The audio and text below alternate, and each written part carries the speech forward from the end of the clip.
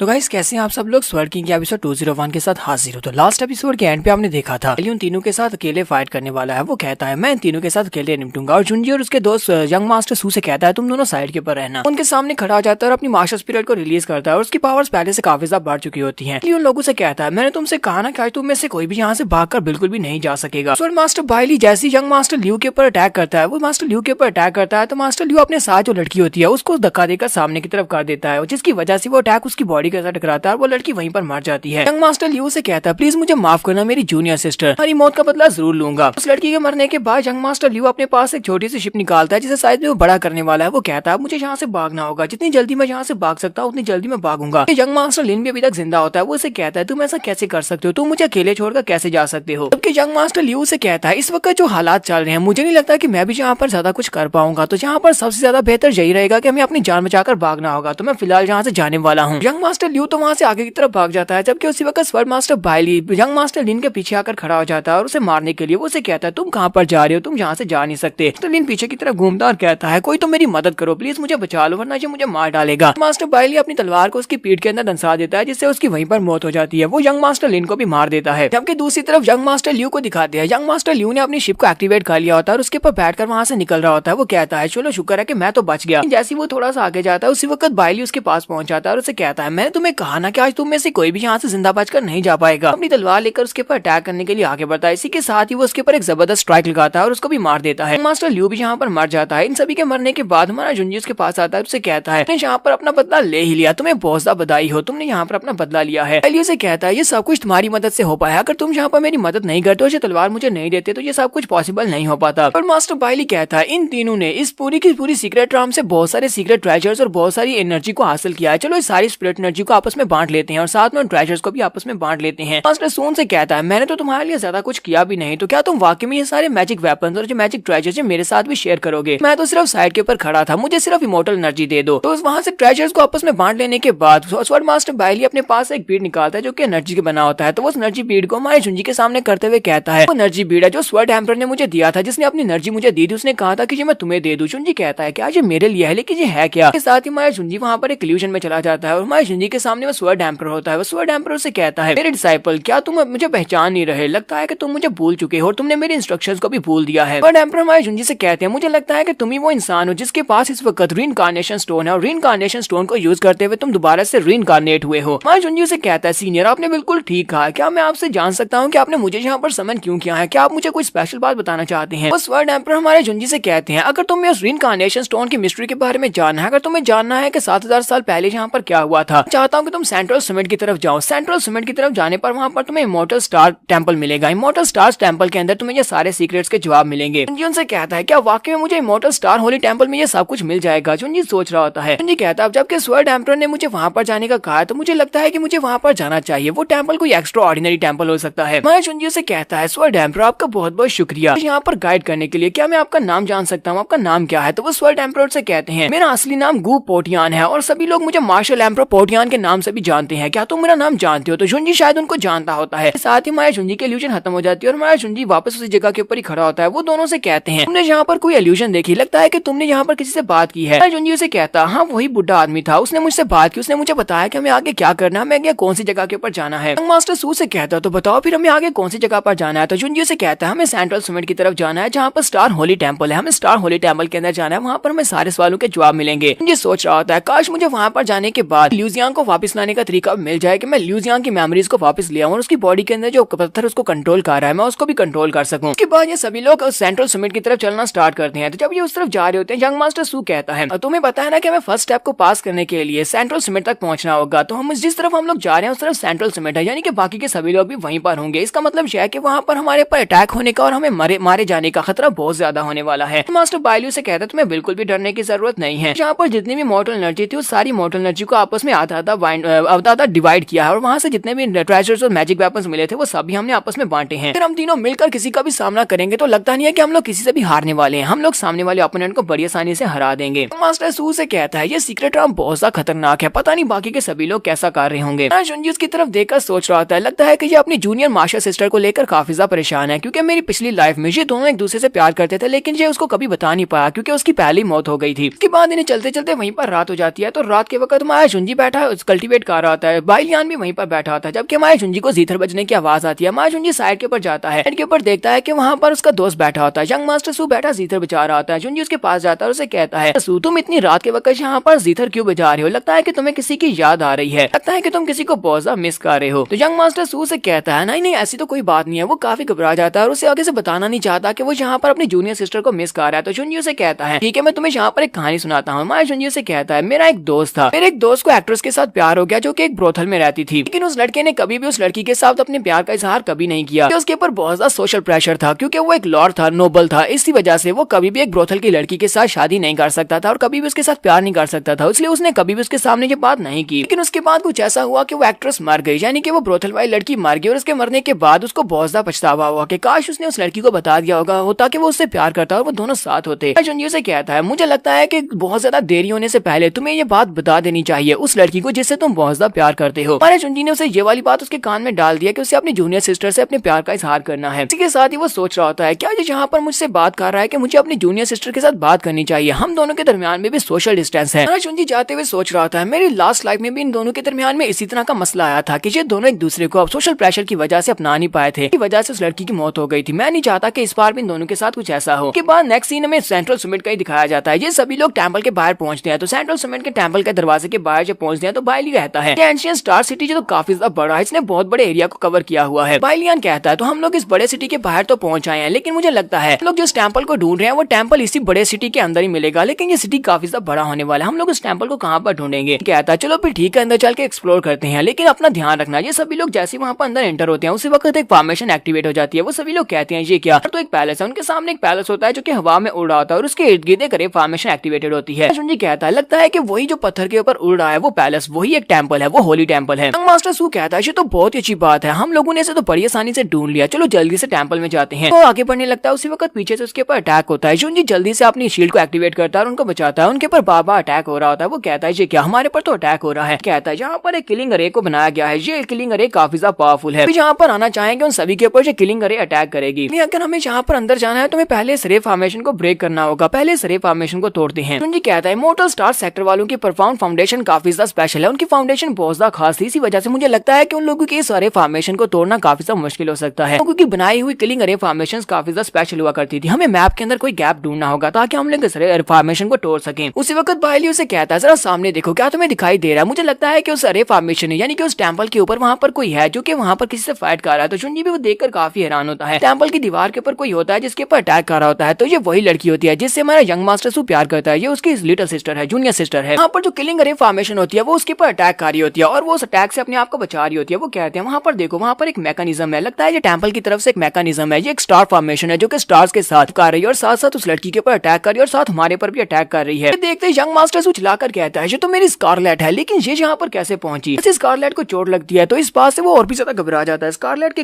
पाँव के ऊपर चोट लगती है जिससे वो वहीं पर ऊपर गिर जाती है। मास्टर सू कहता है, हम लोग क्या करें, वो बहुत ज्यादा खतरे में, मुझे उसकी मदद करने के लिए जाना पड़ेगा। तुम्हारा जुंजी से कहता है, फिलहाल के लिए तो तुम कुछ भी नहीं कर सकते, स्टार किलिंग फॉर्मेशन की पावर बहुत ज्यादा है, अगर तुम वहाँ पर जाओगे तो तुम भी मारे जाओगे। हम लोग इस अरे फॉर्मेशन को इतनी आसानी से तोड़ भी नहीं पाएंगे, मुझे लगता है कि कम से कम 3 घंटे लगेंगे इस अरे फॉर्मेशन को तोड़ने में। यंग मास्टर सू सोच रहा होता है, स्कारलेट के पास जितने भी ट्रम्प कार्ड्स थे उसने वो सारे के सारे यूज कर दिया और उसकी सांस से तो लगता है कि उसकी सांसें उखड़ चुकी हैं और वो और ज्यादा स्पिरिचुअल पावर को यूज नहीं कर पाएगी। जल्दी से जल्दी कुछ ना कुछ तो करना पड़ेगा ताकि मैं जाकर उसको बचा सकूं। अगर मैंने जल्दी कुछ नहीं किया तो मैं स्कारलेट को खो दूंगा और मैं कभी उसको बता भी नहीं पाऊंगा। इसी के साथ स्कारलेट के ऊपर और ज्यादा अटैक होता है। स्कारलेट उड़ती हुई ग्राउंड के ऊपर आकर गिरती है, इसके साथ और ज्यादा अटैक हो रही होती है। वो सोच रही होती है, क्या वाकई में मैं यहाँ पर मरने वाली हूँ? आंखें बंद कर लेती है और कहती है, तो लगता है कि आज यहाँ पर मैं मरने वाली हूँ। साथ ही वो सोच रही होती है, जब से मैं इस सीक्रेट रूम के अंदर इंटर हुई हूँ, इंटर होने के बाद से मैंने अपने सीनियर ब्रदर को नहीं देखा। यंग मास्टर सू पता नहीं कहाँ पर होगा। जैसे ही उसके ऊपर वो अटैक लगने लगता है उसी वक्त यंग मास्टर सू अपने जीथर को बचाता है और तरंगों के साथ उस अटैक को वहाँ पर ब्लॉक कर लेता है। ये देखकर वो बहुत जल्दी से पहचान जाती है और कहती है, ये तो उसके जीथर की आवाज है। वो कहती है, ये तो जैचरी है, वो कहाँ पर है? वो साइड के ऊपर खड़ा होता है। इसी के साथ ही यंग मास्टर सू को हमारे जुंजी की बातें फिर से याद आती हैं कि उसने कहा था कि होटल के अंदर एक लड़की के साथ एक लड़के को प्यार हो जाता है जो कि एक नोबल फैमिली से होता है, लेकिन वो कभी भी उसके साथ अपने प्यार को कन्फेस नहीं कर पाता अपने सोशल डिस्टेंस की वजह से। है कि वो मुझे यहाँ पर ये बात समझाना चाहता था कि मेरे पास अभी भी वक्त है, अभी देर नहीं हुई, मुझे अपनी प्यार को स्कारलेट के साथ इजहार कर देना चाहिए, मुझे बता देना चाहिए कि मैं उससे कितना प्यार करता हूँ। यंग मास्टर सू कहता है, स्कारलेट मेरा इंतजार करना, मैं बहुत ही जल्दी तुम्हारे पास आने वाला हूँ, मैं तुम्हें बचा लूंगा। तो बाइली जुंजी से कहता है, मिस्टर सू ने अपने जीथर की पावर के साथ इस अरे फॉर्मेशन के अंदर एक खलल डाल दिया है जिसकी वजह से वो अनबैलेंस हो गई है। जुंजी कहता है, हाँ बिल्कुल ठीक है, हम लोग यहाँ पर इस अपॉर्चुनिटी को बिल्कुल भी वेस्ट नहीं कर सकते। सकते। इसने अपनी लाइफ को रिस्क में डाला है उस लड़की को बचाने के लिए और सरेफ फॉर्मेशन को तोड़ने के लिए। तो हम भी यहाँ पर सरेफ फॉर्मेशन को तोड़ने के लिए अपनी पूरी जी जान लगा देंगे। चलो दोनों मिलकर करते हैं। यहाँ पर हम लोग अपनी एपिसोड 201 का एंड करेंगे। एपिसोड की एक्सप्लेनेशन अच्छी लगी हो तो कमेंट करके जरूर बताइएगा। चैनल को सब्सक्राइब कर दे, वीडियो को लाइक और शेयर कर दें। शुक्रिया। तो गाइस कैसे हैं आप सब लोग। स्वर्ड किंग के एपिसोड 202 के साथ हाजिर हो। तो लास्ट एपिसोड के एंड पे हमने देखा था मास्टर सू अपने जीतर के साथ उस बड़ी सी किलिंग अरे फॉर्मेशन के अंदर खलल डालता है, जिसकी वजह से उसके अंदर कोई गैप आ जाता है। मास्टर बायली और स्वर्ड मास्टर लूजन वो दोनों ही कहते हैं हमारे पास अभी एक मौका है, हमें इस मौके को गंवाना नहीं चाहिए। चलो जल्दी से परफॉर्म करते हैं और इसको जहाँ पर हरा देते हैं, सरे फॉर्मेशन को तोड़ देते हैं। दोनों ही जल्दी से अपनी अपनी पावर्स को रिलीज करते हैं और कहते हैं चलो जल्दी से इसको कट करते हैं और इसके अंदर से एक पाथ क्रिएट करते हैं ताकि हम लोग आगे निकल सके। ऐसे वो लोग आगे की तरफ बढ़ते हैं तो आसमान के ऊपर जो स्टार्स होते हैं वो उनके ऊपर एनर्जी बरसाते हैं। एनर्जी बीम्स उनके ऊपर पार्टी होती है क्योंकि ये एक स्टार किलिंग इन्फॉर्मेशन होती है, तो हर स्टार उनके ऊपर अटैक कर रहा होता है। मास्टर बायली अपने आप को बचा रहा था और कहता है इन स्टार्स ने फिर से अपनी पोजीशन को चेंज कर लिया है कि हम लोग इन स्टार्स की पोजीशन को कभी नहीं पकड़ पाएंगे। से कहता है तुम्हें बस आगे बढ़ते जाना है, कभी तो हम लोग इन स्टार की पोजीशन को पकड़ पाएंगे और उसके बाद इनके अंदर हम लोग कट डाल पाएंगे। अगर हमने स्टार की पोजीशन के दरमियान में कट डाल दिया तो हम लोग इस रे फॉर्मेशन को तोड़ देंगे। साथ ही वो हमारे यंग मास्टर सू से भी कह रहे होते हैं यंग मास्टर सू तुम्हें जीथर को बचाते रहना होगा, अगर तुम इसको बचाते रहोगे तो रे फॉर्मेशन इम्बैलेंस रहेगी जिससे हमें यहाँ पर अच्छा मौका मिलेगा। स्कारलेट भी चिल्लाकर उसे कहती है यंग मास्टर सू तुम्हें यहाँ से जाना होगा, तुम्हारे पास जो स्पेशल वेपन है, हालांकि ये एक किंग लेवल का वेपन है ये जीथर, लेकिन तुम इसको बचाकर ज्यादा देर तक अपने आप को बचा नहीं पाओगे, तुम ज्यादा देर तक इस रे फॉर्मेशन का मुकाबला नहीं कर पाओगे। रे फॉर्मेशन बहुत ज्यादा स्ट्रॉन्ग है। यंग मास्टर सू से कहता है स्कारलेट मैं तुम्हें छोड़कर कैसे जा सकता हूँ, मैं हमेशा तुम्हारे साथ रहना चाहता हूँ और तुम्हारे साथ ही रहूंगा। इसके साथ ही फिर से वो स्टार रे किलिंग फॉर्मेशन के ऊपर अटैक करने के लिए एक एनर्जी बीम को उसकी तरफ भेजती है। मास्टर सू कहता है तुम्हें बचना होगा। वो साथ ही अपनी एनर्जी को यूज करते हुए वो अपनी शील्ड को उसकी तरफ मूव करता है ताकि उसको बचा सके। उसकी शील्ड सीधी जाकर स्कारलेट के सामने लगती है और उसकी स्कारलेट के सामने उस शील्ड की वजह से तो उस एनर्जी अटैक के साथ बच जाती है, लेकिन अब क्योंकि शील्ड उसने उस तरफ भेज दिया इसी वजह से यंग मास्टर सू के सामने कोई भी शील्ड नहीं होती। कार के अंदर से निकलने वाली एनर्जी सीधी उसकी बॉडी के साथ टकराती है और उसकी बॉडी को पियर्स कर देती है, जिसकी वजह से वो जख्मी हो जाता है और वहीं पर नीचे गिर जाता है। स्कारलेट जो कि टेंपल के ऊपर होती है वो वहीं से नीचे की तरफ देख रही होती है और जोर जोर से चिल्ला रही होती है और उसे कहती है प्लीज अपना ध्यान रखो, ऐसा मत करो, यहाँ से चले जाओ, मुझे यहाँ पर छोड़कर चले जाओ। वैसे भी मैं काफी ज्यादा जख्मी हो चुकी हूँ, मैं बचूंगी नहीं, अगर तुम मुझे उठाकर फिरते रहोगे तो फिर तुम्हारे लिए बिल्कुल भी ठीक नहीं रहेगा। वो उसे कहता है नहीं मैं तुम्हें कभी भी छोड़कर नहीं जाऊंगा, कभी भी मेरे पर एक बोझ नहीं थी और आज भी तुम मेरे साथ बोझ नहीं हो, अगर तुम यहाँ पर मरने वाली हो तो फिर मैं भी तुम्हारे साथ ही मरूंगा, मुझे अकेले जिंदा रहने का कोई भी शौक नहीं है। तुझे बात सुनने के बाद स्कारलेट रोना शुरू कर देती है। इसी के साथ ही बायली का सीन दिखाते हैं, वो अभी भी उस स्टार्स की पोजीशन को पकड़ने की कोशिश कर रहा होता है, वो आगे की तरफ बढ़ रहा होता है और जुनजी से कहता है उसने फिर से अपनी पोजीशन को चेंज किया है। जुनजी कहता है तुम्हें बस आगे बढ़ते रहना है। फिर फाइनली यहाँ पर उन्हें एक मौका मिल जाता है जहाँ पर वो स्टार्स की पोजीशन को लोकेट कर लेते हैं। तो हमारा जुनजी बायली से कहता है चलो यहाँ पर दोनों मिलकर एक साथ करते हैं और 3 तक गिनती गिनने के बाद वो दोनों एक साथ अपनी एनर्जी को रिलीज करते हुए सामने की तरफ एक पावरफुल स्लैश लगाते हैं। ये पावरफुल स्लैश इतनी पावरफुल होती है कि वो स्टार की पोजीशन को कट करती है, जिसकी वजह से वो सरे फॉर्मेशन को डीएक्टिवेट कर देते हैं। जुनजी कहता है तुम दोनों में से आज यहाँ पर किसी को भी मरने की जरूरत नहीं है क्योंकि हम दोनों तुम्हारे साथ हैं। वो यंग मास्टर सू से भी कहते हैं कि तुमने बहुत ही अच्छा काम किया, जबकि स्कारलेट वहाँ पर शर्माना शुरू कर देती है क्योंकि अब तो उनकी जान बच चुकी है और उसने जहाँ पर जो कुछ भी कहा था कि वो अकेले नहीं रह सकता, तो इस बात से वो शर्मा रही होती है। हमारा जुनजी कहता है ये टेंपल तो एक्स्ट्रा ऑर्डिनरी है, हम सभी लोग मिलकर भी इस रे फॉर्मेशन को तोड़कर टेंपल तक जा नहीं पा रहे थे। यंग मिस सू वहाँ पर अकेली कैसे पहुंच गई होगी, यानी स्कारलेट वहाँ पर अकेली कैसे पहुंची, अब तो ये तो वही बता सकती है। सभी लोग उस टेंपल के ऊपर चले जाते हैं। वहाँ पर जाने के बाद हमारा जुनजी वहाँ पर पहला सवाल यही पूछता है कि तुम यहाँ पर एंशियंट स्टार सिटी में क्या खा रही हो और तुम्हें इस टेंपल के बारे में कैसे पता चला। उसे कहती है ये काफी लंबी स्टोरी है। अच्छा ठीक है मैं तुम्हें सारी स्टोरी बताती हूँ। उसे कहती है रास्ते में ल्यूसी मिली थी, ल्यूसी के बाद मुझे यंग मास्टर गू मिला था। यंग मास्टर गू और ल्यूसी वो दोनों इसी तरफ आगे बढ़ रहे थे और मैं भी उनके साथ साथ ही यहाँ पर चली आई। यंग मास्टर गू के पास एक स्क्रॉल था जिसके ऊपर उसके बारे में काफी कुछ सीक्रेट्स लिखे हुए थे, इस एंशियंट सिटी के बारे में और साथ में इस टेंपल के बारे में। वो हमें अपने साथ यहाँ पर लेकर आया था और हम दोनों भी उसके साथ साथ ही थे। लोग यहाँ पर इस टेंपल के बाहर आकर रुके हुए थे क्योंकि हम लोग इस रे फॉर्मेशन को तोड़ नहीं सकते थे। कहती है कि ये काफी ज्यादा मुश्किल होने वाला, हम तीनों मिलकर भी इस रे फॉर्मेशन को नहीं तोड़ पाएंगे, हम लोग कैसे अंदर जा पाएंगे। स्कारलेट उनसे कहती है तो फिर बताओ कि हमें क्या करना है, क्या हम लोग यहाँ पर बस बाहर बैठे रहेंगे। तो सभी लोग वहीं पर इंतजार करते हैं। वहीं पर उन्हें रात हो जाती है। वो लोग कहते हैं रात के वक्त अचानक हमने देखा, हमें वहाँ पर एक रे फॉर्मेशन, हमें वहाँ पर कुछ दिखाई दिया, हमें वहाँ पर एक एनर्जी बीम दिखाई दी। एनर्जी बीम के साथ ही वहाँ पर जितने भी स्टार्स थे इस रे फॉर्मेशन के वो सारे के सारे आइस क्रिस्टल्स बन गए। आइस क्रिस्टल बनने के साथ ही उस रे फॉर्मेशन के अंदर एक गैप ओपन हुआ और उस गैप के साथ उसके अंदर चला गया। ये बात सुनते ही बहुत ज्यादा हैरान हो जाता है और कहता है क्या वाकई में वहाँ पर पूरे के पूरे स्टार्स को किसी ने फ्रीज कर दिया था, यानी रे फॉर्मेशन को किसी ने फ्रीज कर दिया। स्कारलेट उसे कहती है हाँ वहाँ पर बिल्कुल ऐसा ही हुआ था, रे फॉर्मेशन को किसी ने बर्फ में जमा दिया जिसकी वजह से रे फॉर्मेशन थोड़ी देर के लिए काम करना बंद कर दिया। हम सभी लोगों ने इस मौके का फायदा उठाया और इस गैप से अंदर की तरफ चले गए। लेकिन जैसे हम लोग उस टेंपल के सेंटर तक पहुंचे वहाँ पर जो बर्फ जमी हुई थी वो पिघल गई और उसके पिघलने के साथ ही फॉर्मेशन दोबारा से एक्टिवेट एक्टिवेट हो गई। फॉर्मेशन के एक्टिवेट होने के साथ ही हम लोग सेपरेट हो गए। ल्यूसी और उसके साथ साथ यंग मास्टर गु वो दोनों टेंपल के अंदर चले गए, जबकि मैं फॉर्मेशन के बाहर रह गई। मुझे नहीं पता कि वो सभी लोग कहाँ पर हैं। हमारा जुंजी उसकी बात सुनने के बाद सोच रहा था इस एंशिएंट स्टार सीक्रेट राम में सिर्फ दो ही लोग ऐसे हैं जो कि आइस पावर को यूज कर सकते हैं। तो मेरी ल्यूज यांग है, दूसरी जी कियान हान है। सिर्फ और सिर्फ वही दोनों है जो 9 फ्रोजन पैलेस से आई हैं और आइस पावर को कंट्रोल कर सकती हैं। लेकिन अगर कोई यहाँ पर पूरी फॉर्मेशन को फ्रीज कर सकता है तो वो सिर्फ ल्यूज यांग ही है। स्वर्ण मास्टर बाइली कहता है लगता है कि कोई हमसे पहले इस टेंपल के अंदर पहुंच चुका है, अब हम लोग क्या करेंगे, क्या हमें उनके पीछे जाना चाहिए। एक सीन हमें टेंपल के अंदर का दिखाते हैं जहाँ पर स्टार होली टेंपल में सामने एक स्टैचू होता है। तो जी कियान हान उस स्टैचू के सामने जाकर खड़ी होती है और कहती है मेरे पास एक सोल कंट्रोलिंग स्टोन है जिसने मुझे यहाँ की लोकेशन के बारे में बताया है। इसने बताया कि मुझे यहाँ पर आना है और ये स्टैचू के पास आना है। यहाँ पर जो रे फॉर्मेशन थी उसकी एनर्जी डिसअपियर हो चुकी है। लगता है कि अब मेरे लिए काफी आसान हो चुका है इस टेंपल को ओपन करना। लगता है कि इस स्टैचू के अंदर वो सीक्रेट छुपा हुआ है जिस सीक्रेट को मैं ढूंढ रही हूँ। वो स्टैचू के सामने खड़ी होती है। उसी वक्त ल्यूसी और उसके साथ साथ यंग मास्टर गु पहुंच जाते हैं। वो उसे कहते हैं यहीं पर रुक जाओ, हम लोगों ने पहले स्टैचू को ढूंढा था और इस टेंपल को ढूंढा था। जैसे हम लोग यहाँ पर जो कुछ भी है वो सारा खजाना हम लोग लेने वाले हैं। तुम यहाँ पर इसको तोड़कर आई हो, इसी वजह से तुम यहाँ से कुछ भी लेकर नहीं जा सकती। तुम हमसे ये सब कुछ चुराना चाहती हो। कियान हान अपनी पावर्स को रिलीज करती है और उसे कहती है क्या तुम्हें वाकई में लगता है कि सीक्रेट राम में जो कुछ भी है वो सब कुछ तुम्हारा है या फिर किसी का भी है। यहाँ पर जितना कुछ भी रखा हुआ है उसका कोई भी ओनर नहीं है, कोई भी इस खजाने को ले सकता है, बस उसके अंदर इतनी ताकत होनी चाहिए कि वो इस खजाने को ले सके। यंग मास्टर गु भी उसे कहता है अगर तुम्हें कोशिश करनी है तो फिर कोशिश करके देख लो, तुम्हें क्या लगता है कि तुम मुझे हरा पाओगी। इसी के साथ उसकी आंखें चमकना शुरू हो जाती हैं और वो अपनी मास्टर स्पिरिट को रिलीज करता है। अपनी पावर्स को रिलीज करने के बाद वो जी कियान हान के साथ फाइट करने लगा है, जबकि दूसरी तरफ ल्यूसी भी अपनी पावर्स को रिलीज करती है। उसके पास सच वाटर पावर होती है, वो उसके साथ उसके ऊपर अटैक करने लगी है। कियान हान अकेली होती है, वो अपनी पावर्स को सामने की तरफ करते हुए आइस क्रिस्टल्स के साथ उनको सील करने की कोशिश करती है। ये लोग यहाँ पर फाइट कर रहे होते हैं, जबकि दूसरी तरफ हमारा जुंजी अपनी टीम के साथ ऊपर की तरफ आ रहा होता है इस एंशिएंट टेंपल की तरफ। मास्टर सू कहता है हम लोग काफी अंदर तक आ चुके हैं लेकिन अभी तक हमने यहाँ पर कुछ भी नहीं देखा, हमें कुछ भी नहीं मिला। बाइलियन कहता है कहीं ऐसा तो नहीं है कि हम लोग किसी गलत जगह के ऊपर आ गए हैं। उसी वक्त उन्हें एनर्जी महसूस होती है। जुंजी कहता है मुझे लगता है कि मुझे काफी पावरफुल एनर्जी भी महसूस हुई है और यहाँ पर काफी ज्यादा ठंड भी महसूस हो रही है कि सामने की तरफ कोई है जो कि फाइट कर रहा है, वहाँ पर किसी की फाइट चल रही है, चलो वहाँ पर चलकर देखते हैं। जुंजी को लगता है शायद वहाँ पर ल्यूज यांग है। जुंजी लोगों से कहता है मैं वहाँ पर जा रहा हूँ। बाइलियन से कहता है हम लोग भी तुम्हारे साथ जाएंगे लेकिन जरा रुको, हम लोग ऐसे वहाँ पर नहीं जा सकते। तो नेक्स्ट सीन में फिर से फाइट का ही दिखाया जाता है। अपनी अपनी पावर्स का शो ऑफ करने के बाद कियान हान ने वहाँ पर आइस की एक बड़ी सी वॉल बना दी होती है। जी कियान हान यंग मास्टर गु से कहती है क्या तुम बस इतना ही कर सकती हो, मुझे तो लगा था कि तुम इससे ज्यादा कर पाओगे। मास्टर गु से कहता है क्या तुम्हें वाकई में लगता है कि मैंने बस इतना ही किया है। इसी के साथ ही वो कहती है इस बात का क्या मतलब है। जी कियान हान के मुंह से ब्लड निकलना शुरू हो जाता है। कहती है तुमने यहाँ पर मेरे साथ क्या किया है। मास्टर गु से कहता है लगता है कि तुम इस बात से काफी ज्यादा कंफ्यूज हो चुकी हो, चलो फिर ठीक है मैं तुम्हें यहाँ पर ये बात समझाता हूँ। पास एक ऐसी मार्शल स्पिरिट है जिसको हम लोग एंशिएंट नीदर पीपल कहते हैं। मेरे पास जो स्पेशल मार्शल स्पिरिट है वो अंडरवर्ल्ड के साथ कम्युनिकेट कर सकती है और उसके साथ मैं एक ऐसी अंडरवर्ल्ड कर्स को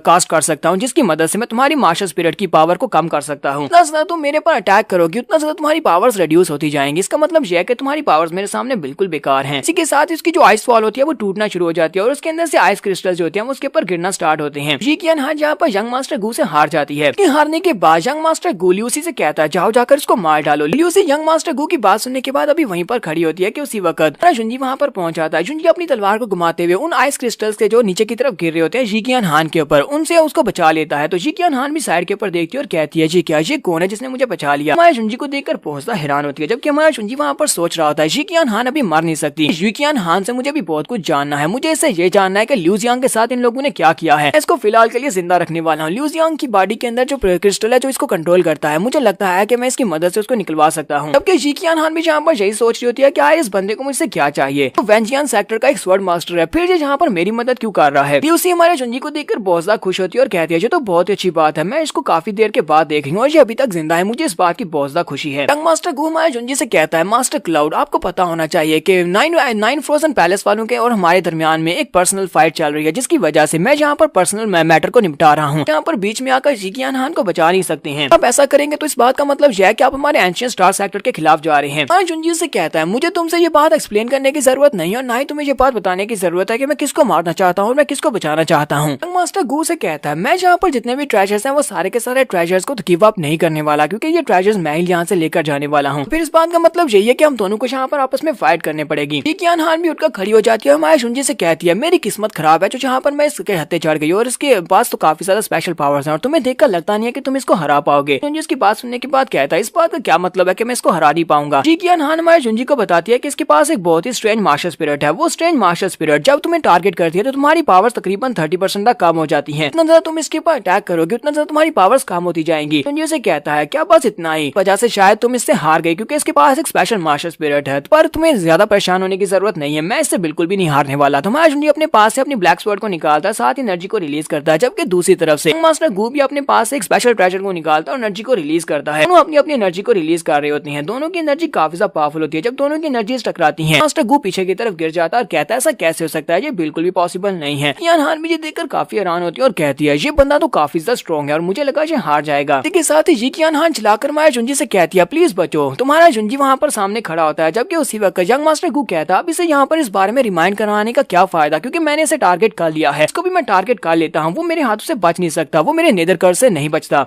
उसे भी चिल्लाकर कहती है ऐसा बिल्कुल भी नहीं हो सकता, जबकि हमारे जुंजी के ऊपर कोई भी असर नहीं होता। जुंजी से कहता है मैंने तुमसे कहा था ना कि मैं यहाँ पर बिल्कुल भी नहीं हारने वाला। तो उसके कर्स वाले अटैक का भी हमारे जुंजी के ऊपर असर नहीं होता। तो यहाँ पर हम लोग अपनी एपिसोड 202 का एंड करेंगे। नेक्स्ट एपिसोड में देखेंगे कि यहाँ पर एंशिएंट टेंपल के अंदर इन्हें कौन सा खजाना मिलने वाला है। तो एपिसोड की एक्सप्लेनेशन अच्छी लगी हो तो कमेंट करके जरूर बताइएगा। चैनल को सब्सक्राइब कर दे, वीडियो को लाइक और शेयर कर दे। शुक्रिया।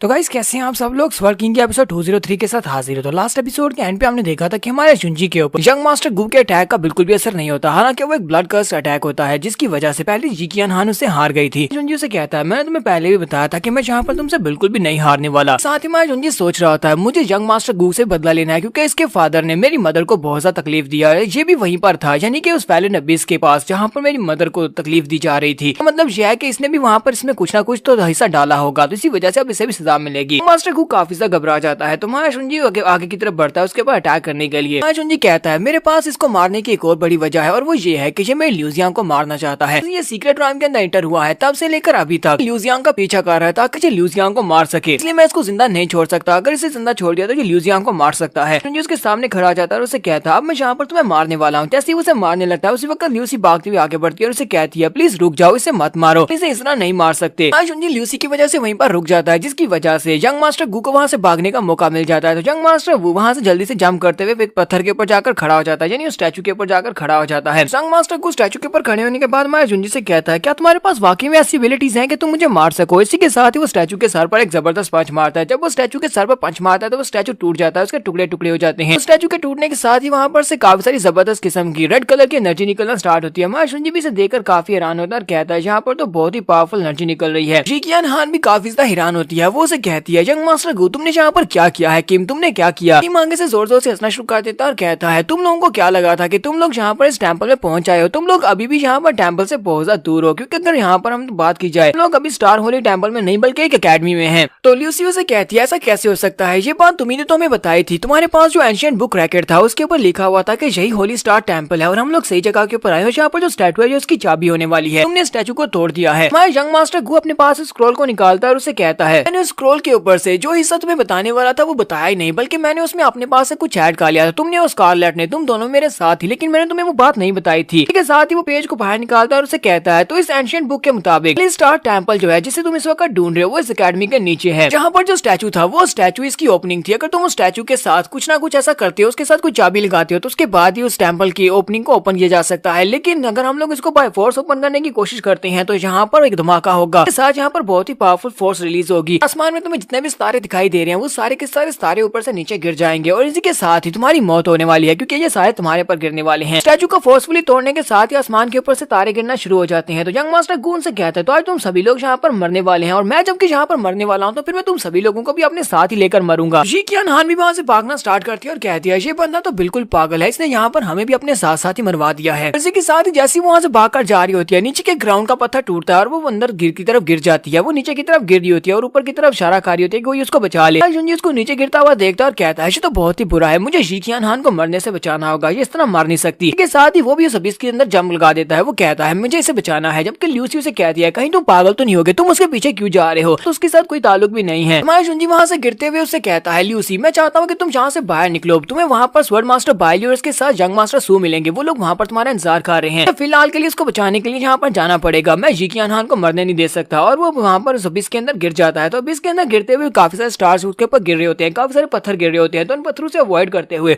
वो जी कियान हान की तरफ आगे बढ़ रहा था ताकि उसे बचा सके। जी कियान हान जो कि ऊपर से नीचे की तरफ गिरी होती है, वो फिर से यहाँ पर यही सोच रही होती है क्या मैं यहाँ पर मरने वाली हूँ, लगता तो नहीं है कि अब मैं यहाँ से बच पाऊंगी। उसी वक्त एक बड़ा सा पत्थर उसके ऊपर गिरने वाला होता है। पत्थर का साइज काफी ज्यादा बड़ा होता है। जी कियान हान को लगता है कि अब वो उस पत्थर के नीचे दबकर मर जाएगी। उसी वक्त हमारा जुंजी वहाँ पर पीछे से निकलता है और उस पत्थर के टुकड़े टुकड़े कर देता है, पत्थर को तोड़ देता है। और उस पत्थर को तोड़ने के बाद जी कियान हान को कैच कर लेता है। जी कियान हान उसे देखकर और भी हैरान होती है और कहती है तो तुम हो, लेकिन फिर भी तुमने यहाँ पर दोबारा मेरी जान बचा ली, अरे तुम मुझे बचाना क्यों चाहते हो। जुंजी उसे कहता है मुझे कसकर पकड़ना, क्योंकि हमें अभी आगे बहुत सारा सफर तय करना है और जहाँ पर बहुत सारे पत्थर गिर रहे हैं। वो उसे कसकर पकड़ लेती है, जबकि हमारा जुंजी इन पत्थरों को तोड़ते हुए उनको अवॉइड करते हुए आगे की तरफ बढ़ता जाता है। पर रास्ते में उसे काफी सारी एनर्जी दिखाई देती है। वो उसे कहती है तो बहुत ही बुरा है, लगता है कि हमारे पर बहुत ही पावरफुल अटैक हुआ, हम इस एनर्जी अटैक से बच नहीं पाएंगे। हमारा जुंजी उसको उठाकर पीछे की तरफ कर देता है और अपनी तलवार को सामने की तरफ करते हुए उस एनर्जी अटैक को ब्लॉक करता है। तुम्हारा जुंजी उस अटैक को ब्लॉक तो कर लेता है, लेकिन वो काफी जख्मी हो जाता है। तो जी कियान हान अभी भी से पूछ रही होती है तुम ये सब कुछ कर क्यों रहे हो। तुम्हारा जुंजी उसे कहता है मैं तुम्हें यहाँ से बाहर निकालूंगा, तुम्हें ज्यादा सवाल पूछने की जरूरत नहीं है। उसके बाद वो दोनों उसी लाइट की तरफ आगे बढ़ते हैं। वहाँ से सामने उन्हें शायद को एग्जिट दिखाई दे रहा था जो कि एक पोर्टल की तरह होता है। हमारा जुंजी उसे कहता है, जुंजी कहता है जब मैंने यहाँ पर स्टारलाइट एनर्जी को अपने हाथों से टच किया था तब मुझे यहाँ पर एक बहुत ही अजीब सी स्पिरिचुअल पावर महसूस हुई थी। मैं यहाँ पर करेक्टली महसूस कर रहा हूँ, तो मुझे लगता है कि ये वाली स्टारलाइट जी मेरी मदद कर सकती है होली टेंपल में एंटर होने में। हमारा जुंजी उसी लाइट की तरफ आगे बढ़ता है। जब वो उस लाइट की तरफ आगे बढ़ता है तो उसे वहाँ पर पोर्टल का रास्ता मिल जाता है, जिस पोर्टल के रास्ते को पार करने के बाद वो दूसरी राह में पहुंच जाता है। जुंजी सीक्रेट राम में एक और सीक्रेट राम के अंदर पहुंच जाता है जहाँ पर वो होली टेंपल होने वाला है। ये कहता है तो फाइनली मैं यहाँ पर आ ही गया। जी कियान हान उसे कहती है क्या वाकई में हम लोग स्टार होली टेंपल में पहुंच आए हैं। जुंजी उसे कहता है हाँ मुझे लगता है कि हम लोग वाकई में रियल वाले स्टार होली टेंपल में पहुंच आए। इसी के साथ ही हमारा जुंजी वहीं पर नीचे गिरता है। जी कियान हान उसे उठाती है, उसे वहीं पर नीचे लिटा देती है। तो जुंजी यहाँ पर बेहोश हो चुका है। जी कियान हान उसके पास ही बैठी होती है और उसे कहती है मेरा तो इस लड़के के साथ कोई ताल्लुक भी नहीं है, फिर इस लड़के ने मेरी जान क्यों बचाई, वो भी एक बार नहीं बल्कि 2 बार। इस लड़के ने 2 बार मेरी जान बचाई है। जी कियान हान कहती है अगर मैंने इसको यहीं पर छोड़ दिया तो मुझे लगता है कि ये बहुत ही जल्दी मर जाएगा, ये बच नहीं पाएगा। लेकिन मैं इसको यहाँ पर बचाना भी नहीं चाहती, क्योंकि इस टेंपल के जितने भी ट्रेजर्स हैं वो सारे के सारे मेरे हैं, क्योंकि मैं 9 फ्रोजन पैलेस की तरफ से इस कंपटीशन में हिस्सा ले रही हूँ ताकि सारे ट्रेजर्स को ले सकूं। मैं जुंजी जब उसके चेहरे की तरफ देख रहा था तो उसे अपनी एबी याद आ रही होती है, यानी ल्यूजियांग याद आ रही होती है। तो उसका हाथ पकड़ लेता है, जिसकी वजह से जी कियान हान बहुत ज्यादा हैरान होती है और शर्मा भी रही होती है। जुंजी उसे कहता है यहाँ पर मुझे तुम्हारा प्यार मिल जाए तो मुझे इसके अलावा और क्या चाहिए, मुझे अपनी जिंदगी में कोई पछतावा नहीं होगा, फिर मैं आराम से यहाँ पर मर सकता हूँ। तुम सेफ हो, मुझे और कुछ भी नहीं चाहिए, मैं चाहता हूँ कि तुम बिल्कुल सेफ रहो, सुरक्षित रहो। बात सुनने के बाद जी कियान हान और भी ज्यादा हैरान होती है और शर्म से लाल हो जाती है। वो कहती है क्या तुमने अभी मुझसे क्या कहा। साथ ही वो सोच रही होती है क्या ये लड़का मुझे पसंद करता है। साथ उसे याद आता है कि उनकी जो सेक्टर की पैट्रियार्च थी उसने कहा था कि तुम सभी डिसाइपल्स को 9 फ्रोजन टेक्निक को मास्टर करना होगा और आइस टेक्निक्स को सीखने के लिए तुम्हें किसी भी मर्द से दूर रहना होगा, कभी कोई मर्द तुम्हें छू ना पाए, ताकि तुम सभी लोग अपनी इमोशनल डिजायर्स को अपने पास से कट ऑफ कर सको। जी कियान हान कहती है मैं ऐसा बिल्कुल भी नहीं कर सकती। माई सेक्टर पैट्रियार्च ने मुझे जैसा बताया था, उसने कहा था कि मर्दों के करीब नहीं जाना, तो मुझे आज पता चल रहा है कि मर्दों के करीब जाने से क्या होता है। मेरा हार्ट बहुत ही तेजी के साथ बीट कर रहा है कि यही वो डिवाइन रेट्रिब्यूशन है जिसके बारे में हमारी पैट्रियार्च ने बात की थी, इसी वजह से हमें लड़कों से दूर रहने का कहा गया है। इसी के साथ ही हमारा जुंजी फिर से वहाँ पर बेहोश हो जाता है। जी कियान हान अभी यहाँ पर उसने प्यार को महसूस ही किया था, तो हमारा जुंजी फिर से बेहोश हो गया। वो उसे कहती है तुम बस ऐसे ही मर जाओगे, ऐसा तो बिल्कुल भी नहीं हो सकता, तुम ऐसे नहीं मर सकते, तुम्हें जागना होगा। तो जी कियान हान जब उसकी बॉडी को चेक करती है और कहती है वो स्टार लाइट्स जो हमारे पर पड़ी थी उन स्टार लाइट्स की वजह से सिर्फ इसकी फिजिकल बॉडी काफी बुरी तरह से डैमेज हुई है, बल्कि इसका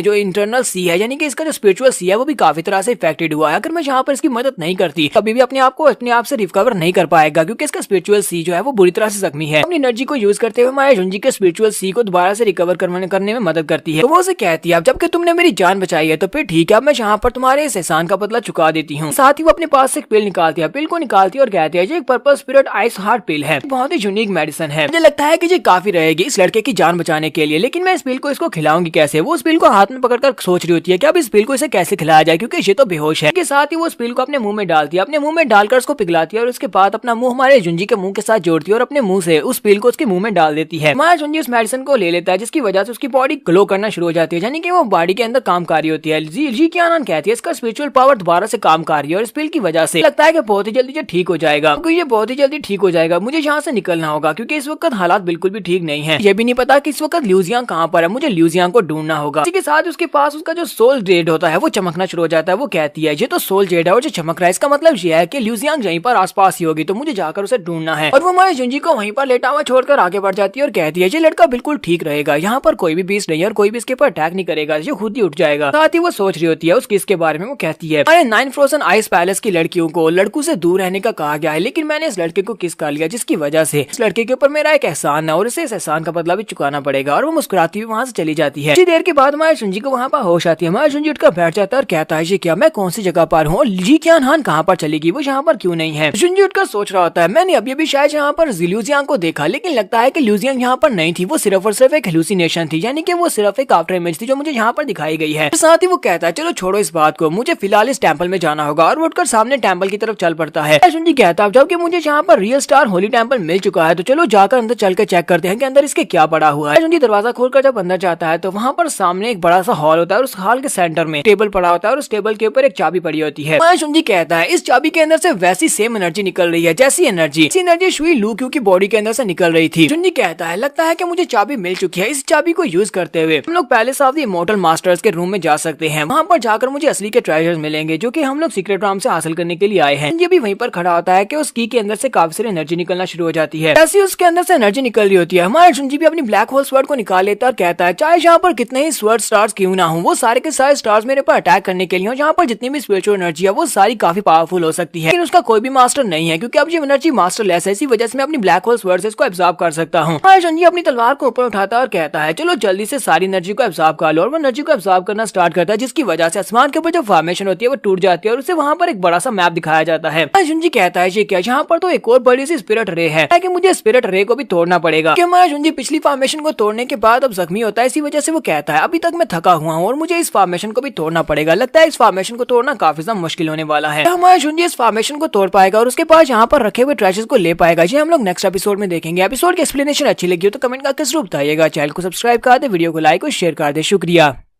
तो गाइस, कैसे हैं आप सब लोग? स्वर्ड किंग के एपिसोड 204 के साथ हाजिर हो। तो लास्ट एपिसोड के एंड पे हमने देखा था कि हमारा शुंजी एक फॉर्मेशन को तोड़ता है तो वहाँ पर एक और फॉर्मेशन होती है और उसे उस फॉर्मेशन को भी तोड़ना है। वो कहता है, मैं काफी ज्यादा थका हुआ हूँ और मैं इस फॉर्मेशन को इतनी आसानी से नहीं तोड़ पाऊंगा। इसी वक्त उस फॉर्मेशन के, जो कि एक बड़ा सा स्क्रोल टाइप का होता है, एक बड़ा सा स्क्रोल होता है और उसके अंदर से कुछ एनर्जी वेव्स निकलती है जो कि रस्सी की तरह होती है और हमारे शुंजी के हाथों को बांध देती है। शुंजी कहता है, ये क्या, यहाँ पर इसने तो मुझे यहाँ पर ट्रैप कर लिया, अब मैं क्या करूँ? और ये मेरी स्पिरिचुअल एनर्जी को भी अब्सॉर्ब कर रहा है। शुंजी के सामने उस रे फॉर्मेशन के सेंटर में एक बड़ा सा मैप होता है। शुंजी कहता है, ये एक एंशिएंट मैप है, लगता है कि ये भी एक किंग लेवल का वेपन है। ये जो एनर्जी है ये सारी इसके अंदर से निकल रही है, ये सारी की सारी इसके साथ जुड़ी हुई है और यही इसको कंट्रोल कर रहा है। और यही यहाँ पर जितने भी स्टार्स हैं वो सारे के सारे स्टार्स को यही कंट्रोल कर रहा है। शुंजी कहता है, ये तो बहुत ही बुरा है, मैं यहाँ पर अपने आप को इससे बचा नहीं पा रहा, मैं आजाद नहीं हो पा रहा। के साथ ही हमारे शुंजी को वहाँ पर शुई लू क्यू दिखाई देती है। वो उसे देखकर बहुत सा हैरान होता है और कहता है, ये तो शुई लू क्यू है, ये यहाँ पर क्या कार्य है? शुई लू क्यू उसके सामने आती है, उसके बाजू जो बंधे होते हैं उसके बाजुओं को आजाद करवा देती है और उसके माथे के ऊपर हाथ रखती है और उसे कहती है, तुम्हें डरने की जरूरत नहीं है, मैं यहाँ पर स्टार रे फॉर्मेशन से बचने में तुम्हारी मदद करूंगी, मैं यहाँ से तुम्हें बाहर निकालूंगी। इसी के साथ ही रे फॉर्मेशन टूट जाती है और हमारा शुंजी वहाँ पर देखता है, वहाँ पर अब सामने कोई भी रे फॉर्मेशन नहीं बचती। शुंजी कहता है, ये क्या, उसने तो मुझे बचा लिया, लेकिन उसने मुझे बचाया क्यों? हमारे शुंजी के वहाँ पर बचने के बाद, रे फॉर्मेशन के खत्म हो जाने के बाद हमारा शुंजी अपने हाथ की तरफ देखता है तो वो की उसके हाथ में होती है। तो अब हमारे शुंजी के हाथ में चाबी लग चुकी है। शुंजी को खुद भी नहीं पता होता ये चाबी उसके हाथ में कैसे आ गई। कहता है, लगता है कि शुई लू क्यू ने मदद किया इस चाबी को हासिल करने में। और उसके बाद वो स्क्रोल, जो कि पहले वहाँ पर साइज में काफी ज्यादा बड़ा था और इसके ऊपर अटैक कर रहा था, वो उसके सामने आकर खड़ा हो जाता है। शुंजी से कहता है, मायरेट स्टार मैप हूँ, मैं एक अपर ग्रेड का किंग वेपन हूँ और होली टेंपल के पहले लीडर मेरे मास्टर हुआ करते थे। एंशिएंट मैप हमारे शुंजी को बताता है कि आज तकरीबन 7000 साल पहले इमॉर्टल स्टार सेक्टर को बहुत ही ज्यादा बुरा झटका लगा था, जिसकी वजह से एक वार की वजह से ये हमारे डिक्लाइन में चला गया। हमारे इमॉर्टल स्टार सेक्टर को बचाने के लिए हमारे जो लीडर थे उन्होंने अपनी सोल के टुकड़े किए और अपनी सोल के टुकड़ों को, कुछ टुकड़ों को मेरे इस मैप के अंदर इंजेक्ट कर दिया और उसकी सोल का बचा हुआ टुकड़ा अभी तक मुझे बचाए हुए है। उस दिन के बाद से यहाँ पर जितने भी स्पिरिचुअल एनर्जी है, मैं तब से लेकर अभी तक इस सारी स्पिरिचुअल एनर्जी को एब्सॉर्ब करता आ रहा हूँ और यहाँ पर जो स्टार्स हैं उन सारे स्टार्स के साथ मैं स्टार्स होली फॉर्मेशंस बना सकता हूँ। पिछले 7000 साल से मैं यहाँ पर इस प्लेस को गार्ड करता आ रहा हूँ ताकि कोई भी यहाँ पर आकर ऐसे हमारे ट्रेजर्स को ना लेकर जा सके। शुंजी उसे कहता है, इस वजह से जब मुझे वहाँ पर ओरा महसूस हुआ था तो मुझे ये महसूस हुआ था कि ये ओरा किसी बहुत ही पावरफुल मास्टर का है, पर जितना भी स्टारलाइट हो रहा था वो सारे का सारा तुम्हारे लीडर का था। मतलब यह है कि तुम्हारे लीडर की जो सोल है वो इस पूरे के पूरे ड्राम के जितने भी स्टार्स हैं उन सभी के अंदर समाई हुई है, उन सभी के अंदर जज़ब हो चुकी है। तो एंशिएंट मैप हमारे शुंजी से कहता है, मैं पिछले 7000 साल से यहाँ पर किसी का इंतजार कर रहा था जो इस लायक हो के जिसके साथ मैं यहाँ से जा सकूं। यहाँ पर बहुत ज्यादा रह लिया, मुझे लगता है कि मुझे अपनी लोकेशन को चेंज करने का वक्त आ चुका है। इसके साथ ही वो मैप हमारे शुंजी के पास आ जाता है, उस की के अंदर आकर समा जाता है। तो हमारे शुंजी कहता है, लगता है कि इस मैप ने अपने नए मास्टर को रिकॉग्नाइज कर लिया और मैं इसका नया मास्टर हूँ। तो मैप हमारे शुंजी के पास आ जाता है तो उसी के साथ ही हमारे शुंजी के सामने एक बड़ा सा गेट अपीयर होता है। गेट को ताला लगाता है और हमारे शुंजी के पास जो चाबी है उसके साथ उस गेट को ओपन किया जा सकता है। शुंजी कहता है, सिर्फ यही एक दरवाजा बचा है, इस दरवाजे को ओपन करने के बाद मेरे सवालों के जवाब मिल जाएंगे कि शुई लू क्यू ने मेरी जान क्यों बचाई, उस मैप ने मुझे अपना मास्टर क्यों मान लिया, आखिर इमॉर्टल स्टार सेक्टर के लोगों का और मेरी एबी यानी कि मेरी लिu जियांग का इनके साथ क्या ताल्लुक है, सब कुछ मेरे साथ और मेरी लिu जियांग के साथ कैसे जुड़े हुए हैं। तो मा जुनजी कहता है बहुत ही जल्दी मुझे मेरे सवालों के जवाब मिलने वाले हैं और वो चाबी को लगा देता है और उसको मोड़ता है, दरवाजे को खोल देता है। वो दरवाजे को खोलता है तो अंदर से बहुत सारी स्पिरिचुअल एनर्जी बाहर की तरफ बह रही होती है। हमारे जुनजी ये देखकर और भी हैरान होता है। एक बार सामने उसे ब्रिज के ऊपर जियांग दिखाई देती है जो कि सामने खड़ी होती है। हमारे जुनजी उसे देखकर बहुत ज्यादा खुश भी होता है और कहता है जो तो मेरी लिu जियांग है, और वो भागता हुआ उसके पास जाता है और उसे कहता है लिu जियांग, लेकिन लिu जियांग उसकी बात नहीं सुन रही होती। जुनजी कहता है ये क्या, ये मेरी बात क्यों नहीं सुन पा रही, मैं इसके करीब खड़ा होकर इससे बात कर रहा हूँ लेकिन ये मेरी बात को सुन ही नहीं पा रही। इसी वक्त उसके सामने एक और स्पिरिट अपीयर होती है, वो उसे कहती है इस वक्त जिस ब्रिज के ऊपर खड़े हो इस ब्रिज को लिनजियान ब्रिज कहा जाता है। इस ब्रिज की खासियत यह है कि ये बहुत सारी सेपरेट स्पेसेस को एक साथ जोड़ता है। यहाँ पर बहुत सारी सीक्रेट राम्स हैं जो कि इसी ब्रिज के ऊपर हैं। तुम इमॉर्टल पैलेस तक जाना चाहते हो तो तुम्हें यहाँ पर इस ब्रिज को पार करके इमॉर्टल पैलेस तक पहुंचना होगा। उसकी बात सुनने के बाद कहता है सेपरेट स्पेसेस का मतलब यह है कि अभी इस वक्त दूसरी स्पेस के अंदर है, वो मुझे दिखाई तो दे रही है लेकिन वो मेरी आवाज को सुन नहीं सकती। तो जो स्पिरिट हमारे जुनजी के सामने अपीयर होती है वो उसे कहती है जैसे तुम आगे बढ़ते जाओगे डिफिकल्टी लेवल बहुत ज्यादा बढ़ता जाएगा, इसी वजह से प्लीज आगे बढ़ते हुए बहुत ज्यादा ध्यान रखना और इस बात का हाथ ध्यान रखना कि तुम ब्रिज से नीचे मत गिरो क्योंकि नीचे गिरोगे तुम्हारी हड्डियां भी पिघल जाएंगी। वहाँ पर बहुत सारा चिलिंग वाटर है, ये ब्लैक वाटर जो तुम्हें नीचे दिखाई दे रहा है ये हर एक चीज को इरोड कर सकता है, तुम्हारी हड्डियां भी पिघल जाएंगी और कुछ भी नहीं बचेगा। जुनजी उसकी बात सुनने के बाद कहता है लगता है कि यहाँ पर एक टेस्ट होने वाला है। स्पिरिट उसे कहती है तुम्हारा टेस्ट स्टार्ट करने से पहले मैं यहाँ पर तुम्हें एक वार्निंग दे दूं, एक बार तुमने टेस्ट को स्टार्ट कर लिया तो तुम गिव अप नहीं कर सकते, तुम पीछे नहीं हट सकते। तो अब मुझे ये बताओ क्या तुम इस टेस्ट को देना चाहते हो, क्या तुम आगे बढ़ना चाहते हो। तुम्हारा जुनजी उसे कहता हाँ क्यों नहीं, मैं इस टेस्ट को देना चाहता हूँ। वो सोच रहा था क्योंकि इस वक्त मैं लिu जियांग इस लिनजियांग ब्रिज के ऊपर है तो फिर मुझे तो आगे बढ़ना होगा, मुझे जल्दी से जल्दी टेस्ट स्टेप्स को आगे बढ़ाना होगा ताकि मैं उस तक पहुंच सकूं, दोनों मिलकर आगे बढ़ सकें। इसी के साथ ही हमें वहां से बाहर का सीन दिखाते हैं जहां पर जीकियान हान होती है। जीकियान हान अपने पास उस क्रिस्टल को लेकर आगे की तरफ बढ़ी होती है और कहती है मेरा सोल कंट्रोलिंग स्टोन ये मुझे बता रहा है कि लिu जियांग यहाँ पर है लेकिन वो तो यहाँ पर है ही नहीं है, आखिर वो कहाँ पर है मुझे दिखाई क्यों नहीं दे रही। ऊपर से मेरे सोल जेट के अंदर से और ज्यादा रिस्पॉन्स भी नहीं आ रहा। सोल कंट्रोलिंग स्टोन की तरफ देख रही होती है और कहती है अब तो मुझे यहाँ पर कुछ भी महसूस नहीं हो रहा, जैसे कि लिu जियांग यहाँ से गायब भी हो गई है क्योंकि दूसरी स्पेस के अंदर है जहाँ पर वो टेस्ट दे रही है, इसी वजह से इसका सोल कंट्रोलिंग स्टोन इसे बता नहीं पा रहा कि लिu जियांग कहाँ पर है। जीकियान हान कहती है मेरी मास्टर ने मुझे बताया था लिu जियांग का जो रिलेशनशिप है इस सीक्रेट एरिया के साथ वो बहुत ज्यादा डीप है, इसी वजह से उन्होंने मुझे कहा था कि यहाँ पर आने के बाद मैं उसके ऊपर नजर रखूं। लेकिन जब से हम लोग सीक्रेट राम के अंदर एंटर हुए हैं तब से लेकर अभी तक मुझे उसके बारे में कुछ भी नहीं पता कि वो कहाँ पर चली गई है। इसी के साथ ही जीकियान हान को फिर से हमारे जुनजी और उसकी किस याद आती है। वो कहती है मैं अपनी मास्टर की टास्क को पूरा नहीं कर सकी और ऊपर से मैंने यहाँ पर एक बहुत बड़ा क्राइम कर दिया, मैंने अपने 9 फ्रोजन पैलेस के रूल को तोड़ दिया, मैंने एक लड़के को किस कर दिया, अब मैं क्या करूँ। साथ ही वो साइड के ऊपर टेम्पल की तरफ देखती है और कहती है पता नहीं वो लड़का ठीक होगा या नहीं, वो उठ गया होगा या नहीं, कहीं वो मर तो नहीं गया होगा, तो अगर वो ठीक है तो वो क्या कर रहा होगा। इस नेक्स्ट सीन में जुनजी का दिखाते हैं तो हमारा जुनजी अगले स्टेप पर पहुंचता है तो उसके सामने बड़े बड़े मॉन्स्टर्स आ जाते हैं। वो मॉन्स्टर हमारे जुनजी के ऊपर अटैक करते हैं जबकि हमारा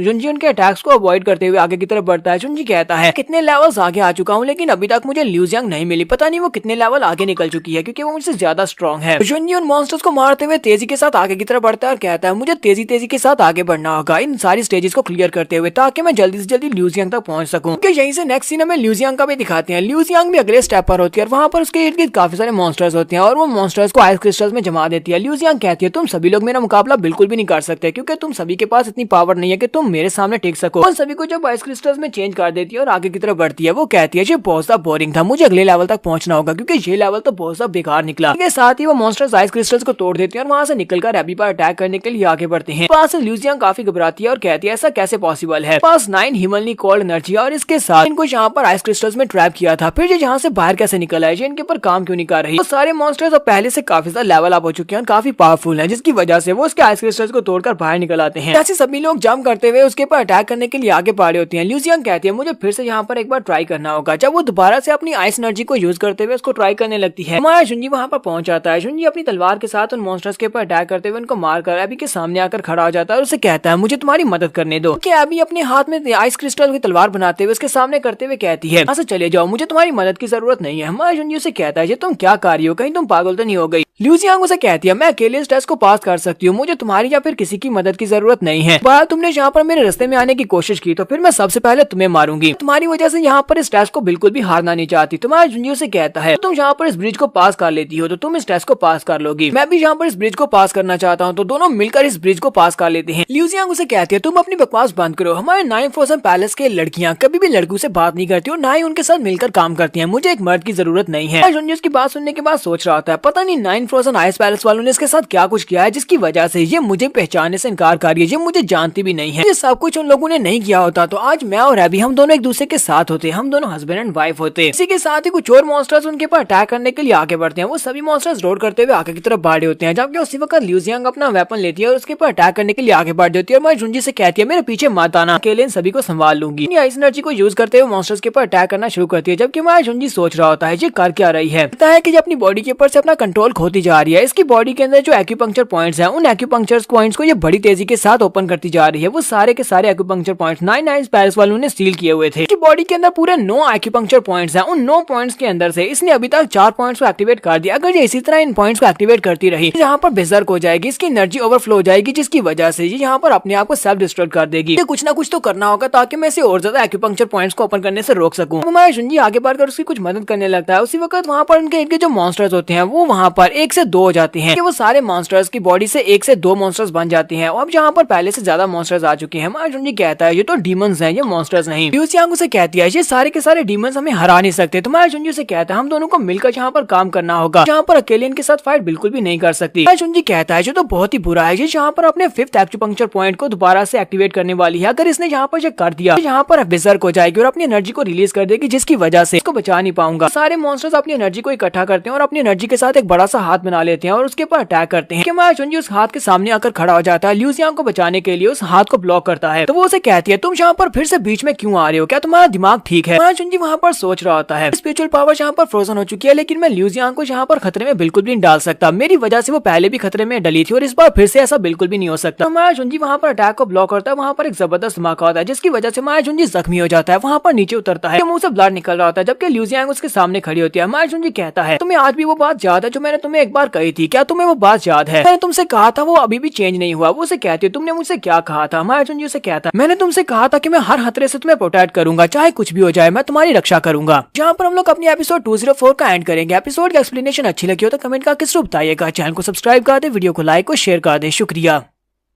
तो गाइस कैसे हैं आप सब लोग। स्वर्ड किंग के एपिसोड 205 के साथ हाजिर है। तो लास्ट एपिसोड के एंड पे हमने देखा था कि हमारा जुंजी अपनी लिu जियांग के पास पहुंच जाता है और उसकी मदद करना चाहता है। अगर वो वहां पर अपनी बॉडी के अंदर जो 9 एक्यूपंक्चर पॉइंट्स हैं उनको अनलॉक कर लेती है तो उसका अपनी बॉडी के ऊपर कंट्रोल नहीं रहेगा और हो सकता है कि वो यहाँ पर इसी दौरान मर भी जाए। तो हमारे जुंजी के पास एक मिशन है, उसे उसके 9 एक्यूपंक्चर पॉइंट्स को यूज करने से रोकना होगा। लेकिन उसी वक्त वहाँ पर जो मॉन्स्टर्स होते हैं वो काफी ज्यादा पावरफुल हो जाते हैं और मॉन्स्टर्स जब अपनी पावर्स को कंबाइन करने के बाद एक बड़ा सा एनर्जी हाथ मिलाकर उसके ऊपर अटैक करते हैं। जुंजी उस अटैक को ब्लॉक करता है और लिu जियांग को बचाता है और उसे कहता है क्या तुम्हें वो बात याद है? मैंने तुमसे कहा था कि मैं तुम्हें हर खतरे से सुरक्षित रखूंगा। मैं यहाँ पर अपनी उस बात को आज भी नहीं भूला, मैं आज भी इस वादे को पूरा करूंगा। लिu जियांग उसकी बात सुनने के बाद कहती है तुमने अभी अभी क्या कहा? इसी के साथ एक मॉन्स्टर पीछे से लिu जियांग के ऊपर अटैक करने के लिए आगे बढ़ता है। जैसे वो लिu जियांग के ऊपर अटैक करने के लिए उसके करीब पहुंचता है, जुंजी की आंखें चमकना शुरू हो जाती है। हमारे जुंजी यहाँ पर एक स्पेशल स्किल को यूज करता है जिसे नेदर पीपल स्पेल कहते हैं। स्पेशल स्पेल को यूज करते हुए मॉन्स्टर के ऊपर अटैक करता है, जिसकी वजह से वो मॉन्स्टर वहीं पर मर जाता है। लेकिन इसकी वजह से हमारे जुंजी की आंखों के अंदर से ब्लड निकलना शुरू हो जाता है। लिu जियांग भी काफी हैरान होती है कि ये लड़का तो यहाँ पर अपनी जान को दांव पर लगाने को तैयार है उसकी जान बचाने के लिए। के साथ ही लिu जियांग को वहाँ पर असली का जुंजी भी दिखाई देता है। उसे पता चलता है कि ये उसी का जुंजी है और उसने उससे वादा किया था कि वो हमेशा उसको प्रोटेक्ट करेगा। कहती है ऐसा कैसे हो सकता है, तुम तो क्लाउड हो, लेकिन तुम्हारे चेहरे को क्या हुआ? जैसे लिu जियांग हमारे जुंजी को पहचान लेती है, हमारा जुंजी खुश हो जाता है और कहता है तो शुक्र है कि फाइनली तुम्हें इस बात का अंदाजा तो हुआ कि मैं कौन हूँ, तुम्हें पता चल गया कि मैं कौन हूँ। साथ ही वहाँ पर और बहुत सारे मॉन्स्टर्स निकल आते हैं। वो मॉन्स्टर्स भी उनके ऊपर अटैक करने के लिए आगे बढ़ते हैं। जुंजी कहता है बहुत ही बुरा, अब हम लोग क्या करें, हम लोग बुरी तरह से फंस गए हैं। वो सभी मॉन्स्टर्स अपने अपने डंडे के साथ बड़ी पावरफुल अटैक करते हैं। ये दोनों पीछे की तरफ जंप करते हुए अटैक को अवॉइड करते हैं, लेकिन नीचे का सारा ग्राउंड टूट जाता है। लिu जियांग वहाँ से नीचे की तरफ गिरी होती है, जबकि हमारा जुंजी जंप करते हुए उसे कैच करता है और कहता है लिu जियांग बचो, ये तुम्हारे पर अटैक कर रहे हैं। हमारा जुंजी जाकर उसको कैच करता है। उनके इर्द गिर्द एक एनर्जी स्पेल, एक एनर्जी शील्ड बन जाती है। हमारा जुंजी आसपास से गिरने वाले पत्थरों से उसको बचा रहा होता है। लेकिन हमारे जुंजी ने क्योंकि लिu जियांग को पकड़ रखा होता है, इसी वजह से उसकी बॉडी के अंदर से कोल्ड एनर्जी हमारे जुंजी की बॉडी के अंदर जाना स्टार्ट करती है। जुंजी कहता है लिu जियांग तुमने यहाँ पर जाने अनजाने में अपनी बॉडी के अंदर से कोल्ड एनर्जी को रिलीज कर दिया है। ये कोल्ड एनर्जी बहुत ज्यादा पावरफुल है, इससे तुम अपना कंट्रोल खो सकती हो। मैं सारी एनर्जी को अपनी बॉडी में एब्जॉर्ब कर लूंगा ताकि मैं तुम्हें बचा सकूं। साथ ही वो चिल्लाकर उसे कहता है तुम्हें यहाँ पर अपना स्पिरिचुअल सी एक्टिवेट करने की जरूरत नहीं है, दोबारा अपना स्पिरिचुअल सी एक्टिवेट मत करना। उसे कहती है इस बात का क्या मतलब है, क्यों मैं अपने स्पिरिचुअल सी को एक्टिवेट ना करूं? हमारा जुंजी उसे कहता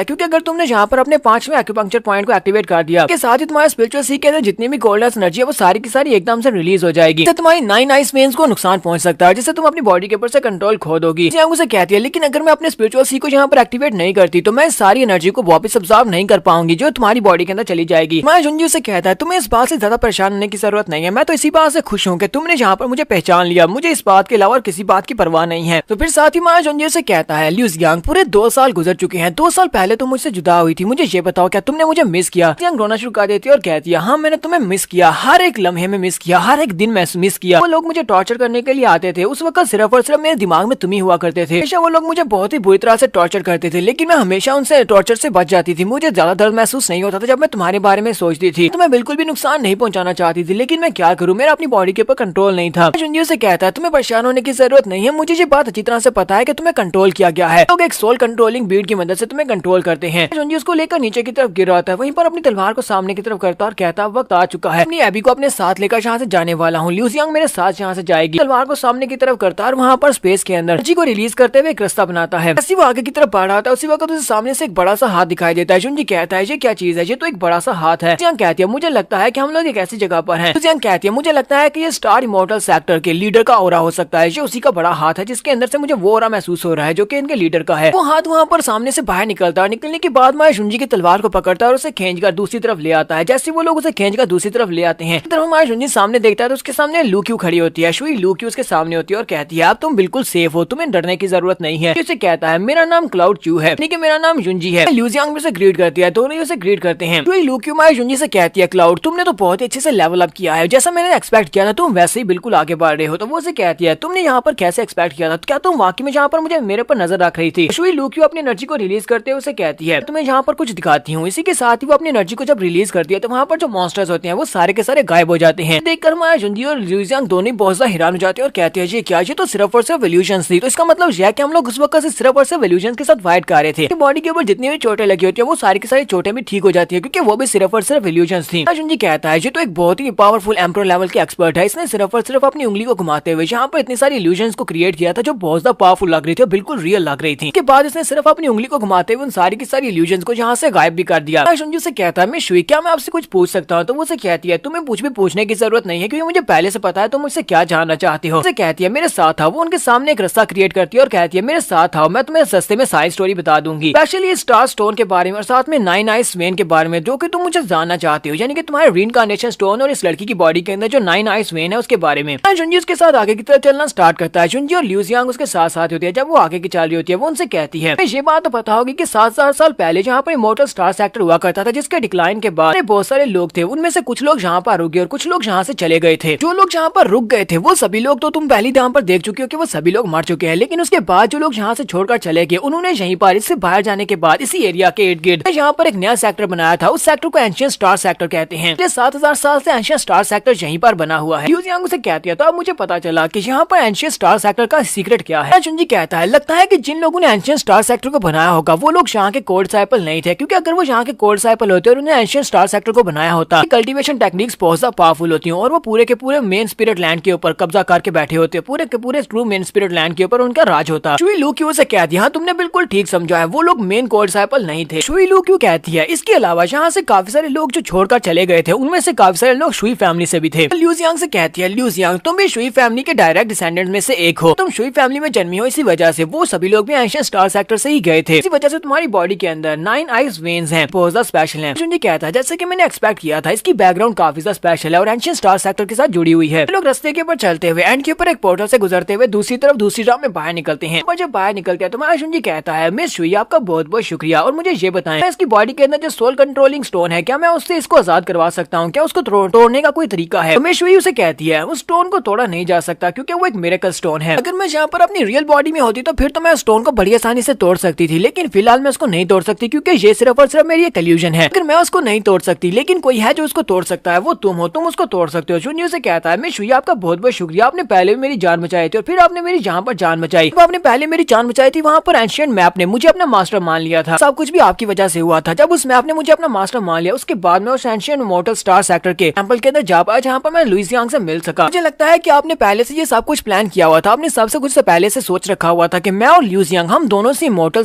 टेस्ट वाली जगह के ऊपर ही मिलेंगे। तो शुई लू क्यू से कहती है तुम वाकई में एक बहुत ही बड़े जीनियस लड़के हो, तुमने बड़ी आसानी से समझ लिया कि यहाँ पर क्या चल रहा है। फिर साथ ही वो से कहती है जाओ कि मैं तुम लोगों को सीक्रेट रूम से बाहर ले आई हूँ, उस टेंपल के अंदर से बाहर ले आई हूँ। उसके पास सोल कंट्रोलिंग स्टोन को डिटेक्ट करने की एबिलिटी है, वो उसकी उसकी लोकेशन को जान लेकर बहुत ही जल्दी वो औरत यहाँ पर पहुंच जाएगी। इसी के साथ ही वहाँ पर एक जबरदस्त अटैक होता है, तो हमारा जुंजी ल्यूसियांग को लेकर जल्दी से साइड के ऊपर जंप कर जाता है और साइड के ऊपर देखता है तो वहाँ पर कौन होता है, वहाँ पर जीकियान हान होती है। जीकियान हान के हाथ में भी एक स्टोन होता है जो कि हमारे ल्यूसियांग के साथ जुड़ा होता है। वो उसकी बॉडी के अंदर जो सोल कंट्रोलिंग स्टोन है उसके साथ जुड़ा है, जिससे वो उसकी लोकेशन को देख सकती है। जीकियान हान वहाँ पर आती है और कहती है, क्लाउड ये तो तुम हो, मुझे लगा कि किसी ने शायद हमारे ल्यूसियांग को किडनैप कर लिया, इसी वजह से मैंने तुम्हारे पर अटैक किया। साथ ही वो अपनी ल्यूसियांग से कहती है, ल्यूसियांग चलो जल्दी से मेरे साथ आ जाओ, काफी ज्यादा टाइम हो चुका है, जब से हम लोग सीक्रेट राम में आए तब से तुम मुझे दिखी ही नहीं, चुपचाप मेरे साथ आ जाओ और हम लोग यहाँ से निकलने वाले हैं। जबकि ल्यूसियांग उसे कहती है, नहीं मुझे तुम्हारे साथ नहीं जाना, मैं सिर्फ और सिर्फ अपने क्लाउड के साथ रहूंगी। तो ये बात सुनने के बाद जीकियान हान कहती है, तुमने इस लड़के को क्लाउड कहा, इसका मतलब यह है कि तुम्हारी याददाश्त वापस आ चुकी है, तुम्हारी बॉडी के ऊपर हमारा जो सोल कंट्रोलिंग स्टोन का कंट्रोल था वो खत्म हो चुका है, इसी वजह से तुम यहाँ पर इस मर्द को पहचान रही हो और मुझसे दूर जा रही हो। ल्यूसियांग अपनी एनर्जी को यूज करते हुए उसके ऊपर आइस क्रिस्टल्स के साथ अटैक करती है और कहती है, आज के बाद से तुम लोग मुझे बिल्कुल भी मैनिपुलेट नहीं कर सकते, तुम मुझे कंट्रोल नहीं कर सकती। अब हमारी ल्यूसियांग उसके ऊपर अटैक करती है तो जीकियान हान अपने सामने एक शील्ड बना लेती है और उसके अटैक को ब्लॉक करती है और कहती है, क्या तुम भूल चुकी हो इस सोल कंट्रोलिंग स्टोन की पावर क्या है? तुम्हें याद नहीं है कि ये सोल कंट्रोलिंग स्टोन तुम्हारे साथ क्या कर सकता है? जैसे वो उसको एक्टिवेट कर दिया उसके हाथ में जो स्टोन होता है तो उसी वक्त ल्यूसियांग वहाँ पर जोर जोर से चिल्लाना शुरू कर देती है। हमारा जुंजी बड़ी स्पीड से आगे बढ़ता है ताकि जीकियान हान के हाथ से दूसरा स्टोन ले सके, ताकि हमारी ल्यूसियांग को दर्द से बचाया जा सके। वो उसे कहता है, ये स्टोन मेरे हवाले करो। वो जंप करते हुए उसके ऊपर अटैक करता है। जीकियान हान जल्दी से जंप करते हुए पीछे की तरफ हट जाती है और कहती है, नहीं मैं तुम्हें ये स्टोन तो बिल्कुल भी नहीं दूंगी। इसके साथ ही जीकियान हान हमारे जुंजी से कहती है, क्या तुम यहाँ पर एक किलिंग टूल के लिए मुझसे फाइट करने वाले हो? आज तुम्हें ये किलिंग टूल क्यों चाहिए? कि वो ल्यूसियांग की बात कर रही होती है कि वो एक किलिंग टूल है उनके लिए। तो जुंजी से कह रही है कि तुम्हें ये किलिंग टूल क्यों चाहिए? तो वो उसे कहती है, क्या तुम इस बारे में भूल के लास्ट टाइम टेंपल में एक बार तुमने मुझसे जो कुछ कहा था? जुंजी कहता है, मैंने क्या कहा था? हमारा जुंजी तो वहाँ पर इसे ल्यूसियांग समझकर इससे बात कर रहा था। इस बात से तो वो और भी ज्यादा गुस्सा हो जाती है और कहती है, एक बहुत ही घटिया इंसान हो, तुमने वहाँ पर मुझसे कहा कि तो अब तुम मेरे पास हो तो मुझे यहाँ पर मरने का भी डर नहीं है, मैं मर भी जाऊँ तो कोई पछतावा नहीं। तुम यहाँ पर मुझसे किस तरह की बात कर रहे हो? इसी साथ ही वो अपनी पावर्स को रिलीज करते हुए हमारे जुंजी के ऊपर अटैक करती है। तो ग्राउंड के अंदर से काफी बड़े बड़े आइस क्रिस्टल्स निकलते हैं। जैसे वो हमारे जुंजी के ऊपर अटैक करती है उसी वक्त उसके पीछे से एक हाथ निकलता है। वो भी इस बात से काफी हैरान होती है और कहती है, अब ये क्या है, मेरे पीछे क्या है? जल्दी से पीछे की तरफ मुड़ती है और पीछे की तरफ उसके ऊपर अटैक करती है। क्या पीछे क्या चीज आ गई? जैसे वो पीछे की तरफ अटैक करती है उसी वक्त शुई लूक्यू का बड़ा सा हाथ उसके ऊपर अटैक करता है, जिसकी वजह से उसके एक जबरदस्त झटका लगता है और वो ग्राउंड के ऊपर गिर जाती है। वो ग्राउंड के ऊपर गिरती है उसके हाथ से वो स्टोन गिर जाता है और वो हाथ आगे बढ़ता है। उसके हाथ से वो स्टोन लेने के बाद वहाँ से गायब हो जाता है। जीकियान हान कहती है, तुम मेरे हाथ से बचकर नहीं जा पाओगे, तुम जो भी हो। साथ ही ऊपर की तरफ देख रही होती है तो उसके नीचे का जो ग्राउंड होता है वहाँ पर जबरदस्त इफेक्ट होता है, दरारें पड़ना स्टार्ट हो जाती है और आहिस्ता आहिस्ता देखते देखते उसके नीचे का सारा ग्राउंड एक धमाके से टूट जाता है और वो ग्राउंड के अंदर नीचे गिरना स्टार्ट करती है। ऊपर से नीचे की तरफ गिर रही होती है और साथ ही ऊपर देख रही होती है ल्यूसियांग जुंजी के साथ होती है। वहीं पर से गिरते गिरते जब वो नीचे गिर जाती है वो सामने की तरफ देखती है और कहती है, ये क्या, मैं तो सीक्रेट एंशिएंट राम के दरवाजे के बाहर आकर खड़ी हो गई हूँ। तो मतलब यह है कि मुझे एंशिएंट सीक्रेट राम से बाहर निकाल दिया गया है। यहाँ पर हम लोग अपनी एपिसोड 205 का एंड करेंगे। एपिसोड की एक्सप्लेनेशन अच्छी लगी हो तो कमेंट करके जरूर बताइएगा। चैनल को सब्सक्राइब कर दे, वीडियो को लाइक और शेयर कर दें। शुक्रिया।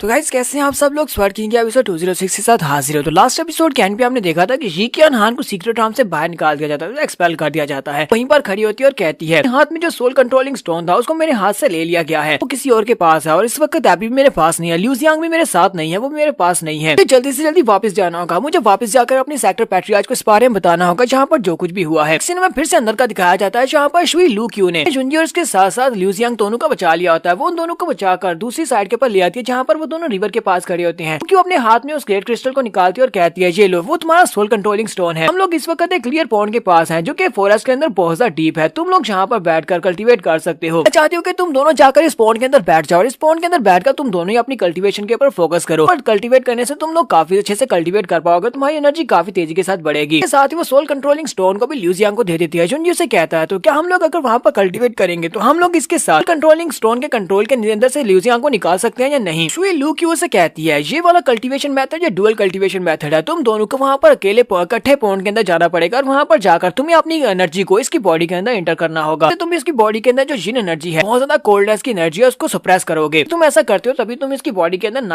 9 आइस वेन्स को सप्रेस कर पा सकते हो। ये बात सुनने के बाद ल्यूसियांग शर्माना शुरू कर देती है और कहती है, इस बात का क्या मतलब है कि हमें वहाँ पर इकट्ठे जाना होगा? लूक्यू से कहती है, मैंने यहाँ पर क्या कहा? मैंने कहा तुम दोनों को इकट्ठे जाना है और तुम दोनों की मेमोरीज को सर्च करने के बाद मुझे इतना तो पता चल चुका है कि तुम दोनों पहले एक दूसरे के बहुत ज्यादा करीब हुआ करते थे, लेकिन तुम दोनों ने पहले ये सब कुछ नहीं किया हुआ, लेकिन तुम दोनों इतने करीब थे कि तुम दोनों ये सब कुछ करने के बहुत ज्यादा करीब पहुंच चुके थे। तो अब यहाँ पर तुम्हारे लिए ये मेथड बहुत ज्यादा परफेक्ट है, तुम दोनों डुअल कल्टीवेट करो। लियू जियांग और जुनजी दोनों ये बात सुनने के बाद शर्माना शुरू कर देते हैं और कहते हैं कि हमें डुअल कल्टीवेट करना है। इसके बाद वो दोनों ही अपने कपड़े उतार कर पानी के अंदर चले जाते हैं। जुनजी से कहता है लियू जियांग तुम्हें बिल्कुल भी घबराने की जरूरत नहीं है, मैं इस वक्त तुम्हारे साथ हूँ, तुम्हें परेशान नहीं होना। के साथ ही वो दोनों रोमांटिक मूड में आ जाते हैं। जो लियू जियांग उसे कहती है, अब मुझे बिल्कुल ऐसे ही लग रहा है जैसे कि मैं कुछ सपना देख रही हूँ, मैं पहले तुम्हारे करीब आना चाहती थी, लेकिन आज मैं यहाँ पर फाइनली तुम्हारे करीब हूँ। जुनजी उसे गले से लगा लेता है और कहता है पर हम लोग यहाँ पर ये सब कुछ खत्म कर ले, हम लोग वापस अपनी क्लाउड डायनेस्टी में चले जाएं, तो वहाँ पर जाकर हम लोग प्रॉपर वेडिंग करेंगे, हम लोग अपनी शादी करेंगे। लियू जियांग कहती है क्या वाकई में तुम मुझसे शादी करोगे? और इसी के साथ ही वो और भी शर्माना शुरू कर देती है। हमारा जुनजी उसे कहता है जब पहली बार मैं तुम्हें शुई फैमिली में प्रपोज करने के लिए गया था, तुम्हें वहाँ से लेकर आया था, उस वक्त मेरे पास पेरेंट्स नहीं थे और ना ही तुम्हारे पास पेरेंट्स थे, तुम्हारे फादर ने तुम्हें मेरे साथ भेज दिया था, लेकिन अब हालात काफी ज्यादा बदल चुके हैं, अब मेरे पास पेरेंट्स हैं, वो दोनों हमारी शादी करवाएंगे। तो लियू जियांग फिर से उसके साथ चिपक जाती है और कहती है क्लाउड मुझे पता है तुम यहाँ पर क्या सोच रहे हो, तुम मेरे साथ कुछ भी कर लो, मैं सब कुछ तुम्हारे साथ करने को तैयार हूँ, कि मैं तुम्हारे लिए कुछ भी करूंगी, चाहे वो कुछ भी हो।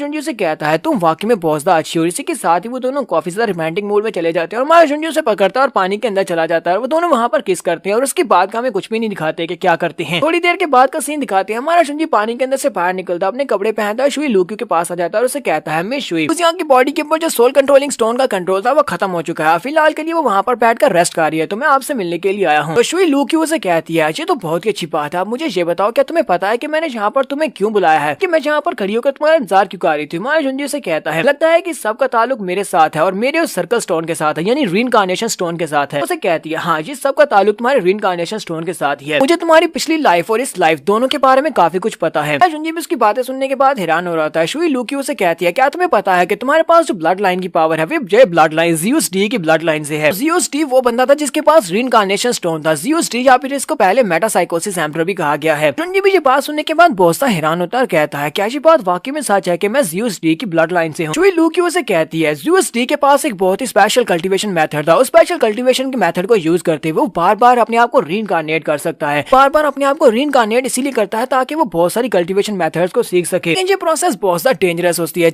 हर बार जब वो रीइंकार्नेशन करने वाला होता है उस वक्त उसे बहुत ज्यादा खतरा होता है, क्योंकि अगर एक छोटी सी गलती हुई तो उसकी जान भी जा सकती है और वो दोबारा कभी भी रीइंकार्नेट नहीं होगा, वो मर जाएगा। इसी वजह से उसने अपनी ब्लड लाइन जिसके पास उसका अपना ही खून हो, डायरेक्ट डिसेंडेंट में से उसने किसी एक बंदे को ढूंढना होता है, वो एक बंदा जो कि उसके लिए इस कैलेमिटी को फेस कर सके। जुनजी से कहते हैं तुम्हारे कहने का मतलब यह है कि वो रीइंकार्नेशन करने वाला इंसान मैं हूँ जिसे उसने ढूंढा है, जो कि उसकी डायरेक्ट डिसेंडेंट लिस्ट में से है। लूक्यू से कहते हैं तुम एक बहुत ही जीनियस लड़के हो, एक बहुत ही जीनियस और टैलेंटेड लड़के हो, तुम्हारे एम्परर लेवल तक पहुंचने की उम्मीद बहुत ज्यादा है, लगता है कि तुम बहुत ही जल्दी एम्परर लेवल तक पहुंच जाओगे। इसी वजह से ज़ीउस डी ने तुम्हारे अंदर ये सब कुछ देखा। ज़ीउस डी को जब तुम्हारे बारे में पता चला तो उसने अपनी ब्लड लाइन की एक छोटे से ट्रेस को तुम्हारी बॉडी के अंदर डाल दिया, ताकि जब तुम एम्परर लेवल तक पहुंच जाओ तब वो तुम्हारी बॉडी को यूज कर सकेगा। तुम्हारा जुनजी से कहता है मेरी पिछली लाइफ में रीइंकार्नेट होने से पहले मैं एम्परर लेवल तक पहुंच चुका था, सक्सेसफुली एक हुनजान एम्परर बन गया था, ये सब कुछ भी ज़ीउस डी ने किया था, क्या वो बैकग्राउंड में मेरी मदद करता रहा था? तो शुई लूक्यू से कहती है सिर्फ इतना ही नहीं, तुम्हारी पिछली लाइफ में शुई लियू जियांग की मौत बहुत ही पहले हो गई थी, क्योंकि तुम्हारी कल्टीवेशन एक बिगड़ती जा रही थी, तुम उससे ज्यादातर ध्यान उसके ऊपर देने लगे थे, इसी वजह से ज़ीउस डी ने उसकी मौत को प्लान किया था, लियू जियांग को मरवा दिया, जिसके बाद तुम्हारे पास कल्टीवेट करने के अलावा और कुछ भी नहीं बचा था, तुम सिर्फ और सिर्फ कल्टीवेट करते गए। मैं यहाँ पर तुम्हें एक और बहुत बड़ा सीक्रेट बताने वाली हूँ। तुम्हारी पिछली लाइफ में वो सबसे अच्छा दोस्त जिसका नाम ज़ाओ टियान था, ज़ाओ टियान जिसने एंड के ऊपर तुम्हें मारा था, ज़ाओ टियान वो भी इसी की अपनी रीइंकार्नेशन थी। अब उसे लगा कि तुम कल्टीवेशन में इससे ज्यादा आगे नहीं बढ़ सकते, तो उस वक्त ज़ाओ टियान ने तुम्हें मार दिया, जो कि असल में ज़ीउस डी ही था। ज़ीउस डी ने तुम्हें मार दिया ताकि तुम अपनी जिंदगी को दोबारा से रीइंकार्नेट करने के बाद दोबारा से आगे बढ़ाओ और एक दिन तुम सही तौर पर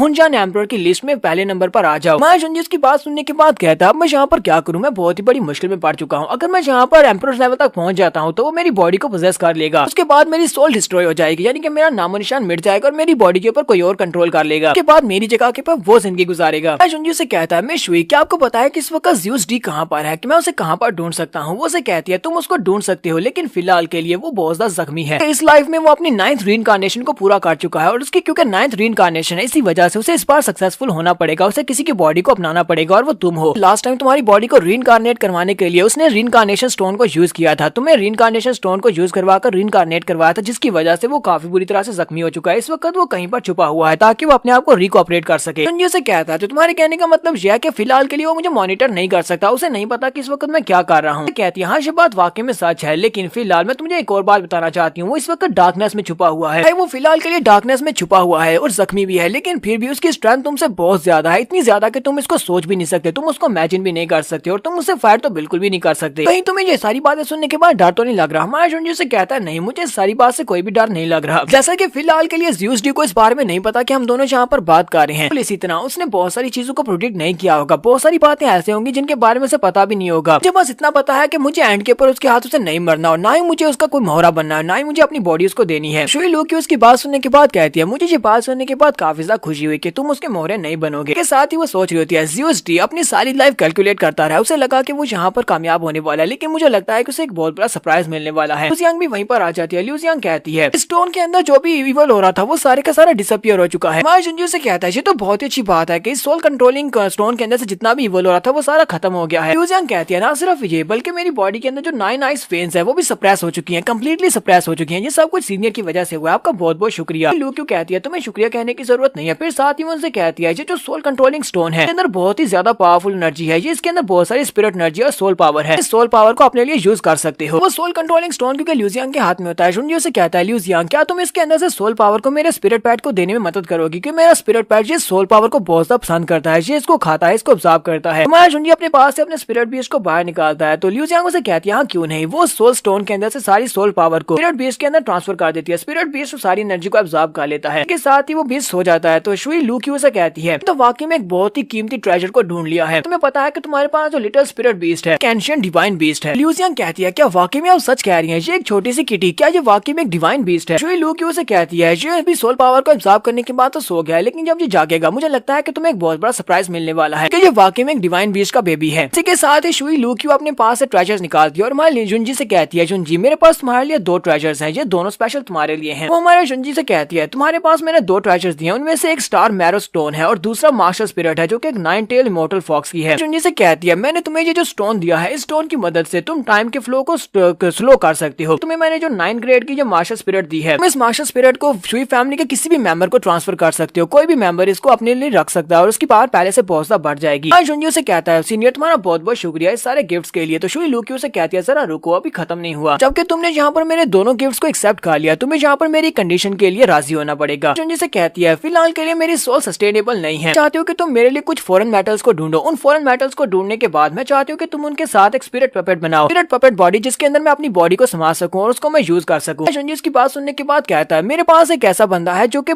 फोर्जिंग में बहुत ज्यादा अच्छा है, पहले भी एक व्हाइट टाइगर का पपेट बनाया था जिसके अंदर अब मेरे पास सोल है, मुझे लगता है कि उनकी मदद से मैं फॉरेन मेटल्स को जल्दी से ढूंढ कर आपके लिए एक पपेट बना सकता हूँ जिसको आप यूज कर पाएंगे। तो शुई लू क्यू से कहती है ये बहुत ही अच्छी बात है, चलो फिर ठीक है ये तो डन रहा। इसी के साथ ही वो अपने हाथ को घुमाती है और वहाँ पर आसपास के नक्शे को चेंज कर देती है, वहाँ पर अब एक बड़ा सा पॉन्ड बन जाता है जो कि काफी ज्यादा लाइवली होता है, बिल्कुल एक गार्डन की तरह। जुंजी से कहती है मैंने इस जगह को एक मैनर में चेंज कर दिया है, चाहती हूँ कि तुम यहाँ पर अपने स्टार मैनर को यूज करो, टाइम को स्लो कर दो, टाइम को स्लो करने के बाद तुम दोनों यहाँ पर कल्टीवेट कर सकते हो, दोनों को यहाँ पर छोड़ जाऊंगी। जुंजू से कहता है सीनियर आपका बहुत बहुत शुक्रिया। 15 दिन के बाद का दिखाया जाता है, 15 दिन के बाद टाइम खत्म हो चुका है, सीक्रेट राम का दरवाजा बंद होने वाला है, तो सभी लोग जो कि बच चुके हैं वो सभी लोग सीक्रेट राम के दरवाजे की तरफ जा रहे हैं ताकि वहाँ से बाहर निकल सके। ल्यूसी स्कारलेट और उसके साथ साथ यंग मास्टर सू ये सभी लोग एग्जिट की तरफ जा रहे होते हैं। कहती है क्या हम लोग निकल पाएंगे, कल सीक्रेट राम का दरवाजा बंद हो जाएगा, हमें वहाँ पर पहुंचने में कितना टाइम लगेगा? तो यंग मास्टर सू कहता है अगर हम लोग इसी स्पीड से आगे की तरफ बढ़ते रहे तो मुझे लगता है कि हम लोग सीक्रेट राम से बाहर निकल जाएंगे। यहाँ पर हम लोग अपनी एपिसोड 206 का एंड करेंगे। नेक्स्ट एपिसोड में देखेंगे कि हमारा जुंजी भी सीक्रेट राम से बाहर निकल पाएगा या नहीं। एपिसोड की एक्सप्लेनेशन अच्छी लगी हो तो कमेंट करके जरूर बताइएगा, चैनल को सब्सक्राइब कर दे, वीडियो को लाइक और शेयर कर दें, शुक्रिया।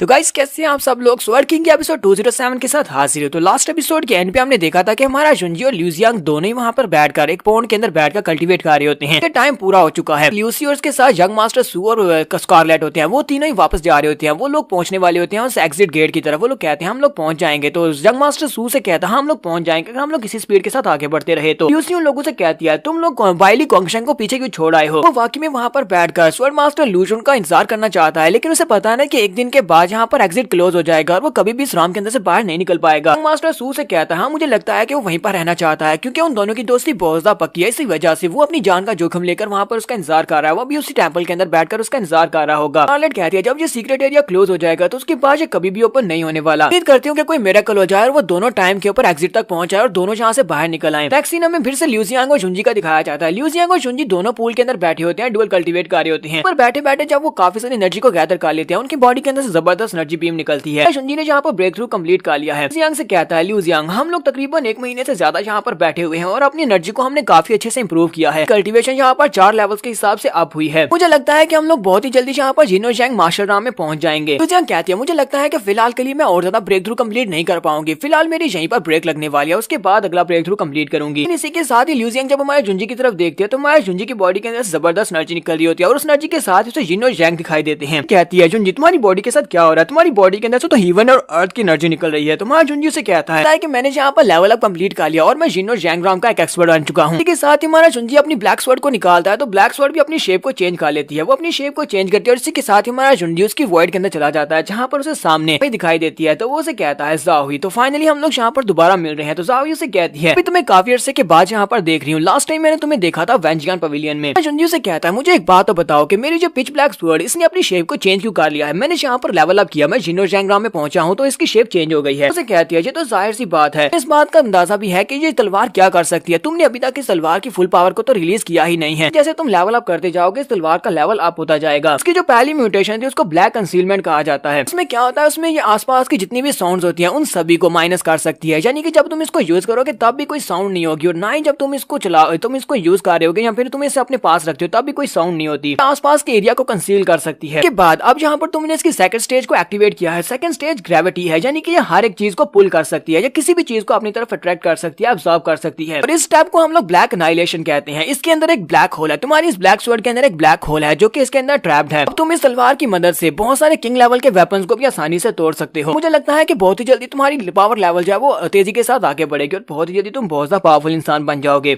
जुंजी से कहता है, जो तो बहुत ही अच्छी बात है कि मेरे पास जो तलवार है वो काफी ज्यादा पावरफुल है। जुंजी अपनी ब्लैक स्वॉर्ड की वॉइड के अंदर होता है, इसी वजह से वो वहाँ पर अपने ध्यान में चला जाता है। तो लिू जियांग उसे जगाती है और कहती है, लिू जियांग उसे हिलाती है और कहती है, जी तुम्हें क्या हुआ, तुम कहाँ पर खो गए थे। हमारा जुंजी से कहता है, नहीं नहीं कुछ भी नहीं हुआ, मैं बस कुछ यहाँ पर सोच रहा था। फिर साथ ही हमारा जुंजी अपनी तलवार को उठाता है और कहता है, तो मुझे पता चला कि मेरी तलवार के अंदर एक पूरे का पूरा ब्लैक होल सील किया गया है। वो इतना ज्यादा पावरफुल है कि वो किसी भी चीज को अपने अंदर सक कर सकता है। मैं अपनी कल्टीवेशन को बढ़ाता हूँ तो मेरी तलवार का लेवल भी इसके साथ साथ बढ़ता जाएगा। क्या मुझे बहुत ज्यादा मेहनत करनी होगी और बहुत ही मेहनत करके कल्टीवेट करना होगा ताकि मैं तेजी के साथ लेवल को बढ़ा सकूं। दोनों जब अपनी कल्टीवेशन को कंप्लीट करते हैं तो शुई लू की वहाँ पर आती है और जुंजी से कहती है, जुंजी तुम्हें बहुत बहुत बधाई हो कि तुमने यहाँ पर जिनो जैंग राम को हासिल कर लिया है। फिर साथ ही वो से कहती है, मेरे पास तुम्हारे लिए एक आखिरी गिफ्ट है, ये भी तुम्हारे लिए गिफ्ट है, इसे गिफ्ट के तौर पर समझो। जियांग कहती है, जो तुम्हारी पैट्रियार्च की वॉइस है शुई लू क्यू की, लेकिन वो दिखाई क्यों नहीं दे रही। शुई लू क्यू ने अब यहाँ पर हमारे जुंजी के लिए जो गिफ्ट लाया वो एक ड्रेस होता है कि वो एक लड़कियों वाला ड्रेस होता है। तो वो से कहती है, ये एक बहुत ही स्पेशल ड्रेस है, ये तुम्हारे लिए है, एक सेलेस्टियल बीइंग का ड्रेस है, तुम इसको यूज कर सकते हो, एक सुप्रीम एम्परर वेपन है। एक्चुअली इसको स्पीड के लिए यूज किया जाता है। जब तुम इसको अपने ऊपर पहनोगे तुम्हारी स्पीड बहुत ज्यादा बढ़ जाएगी। नहीं, तुम यहाँ पर स्पेस में भी ट्रैवल कर सकते हो और वॉइड के अंदर भी ट्रैवल कर सकते हो। तो जियांग उस ड्रेस को देखकर बहुत ज्यादा खुश हो रही होती है कि ये एक बहुत ही खूबसूरत ड्रेस है। फिर साथ ही वो शर्माना शुरू कर देती है और कहती है, लेकिन पैट्रियार्च ने कहा कि ये जुंजी के लिए है, लेकिन ये तो लड़कियों वाला ड्रेस है, जुंजी इसमें कैसा लगेगा।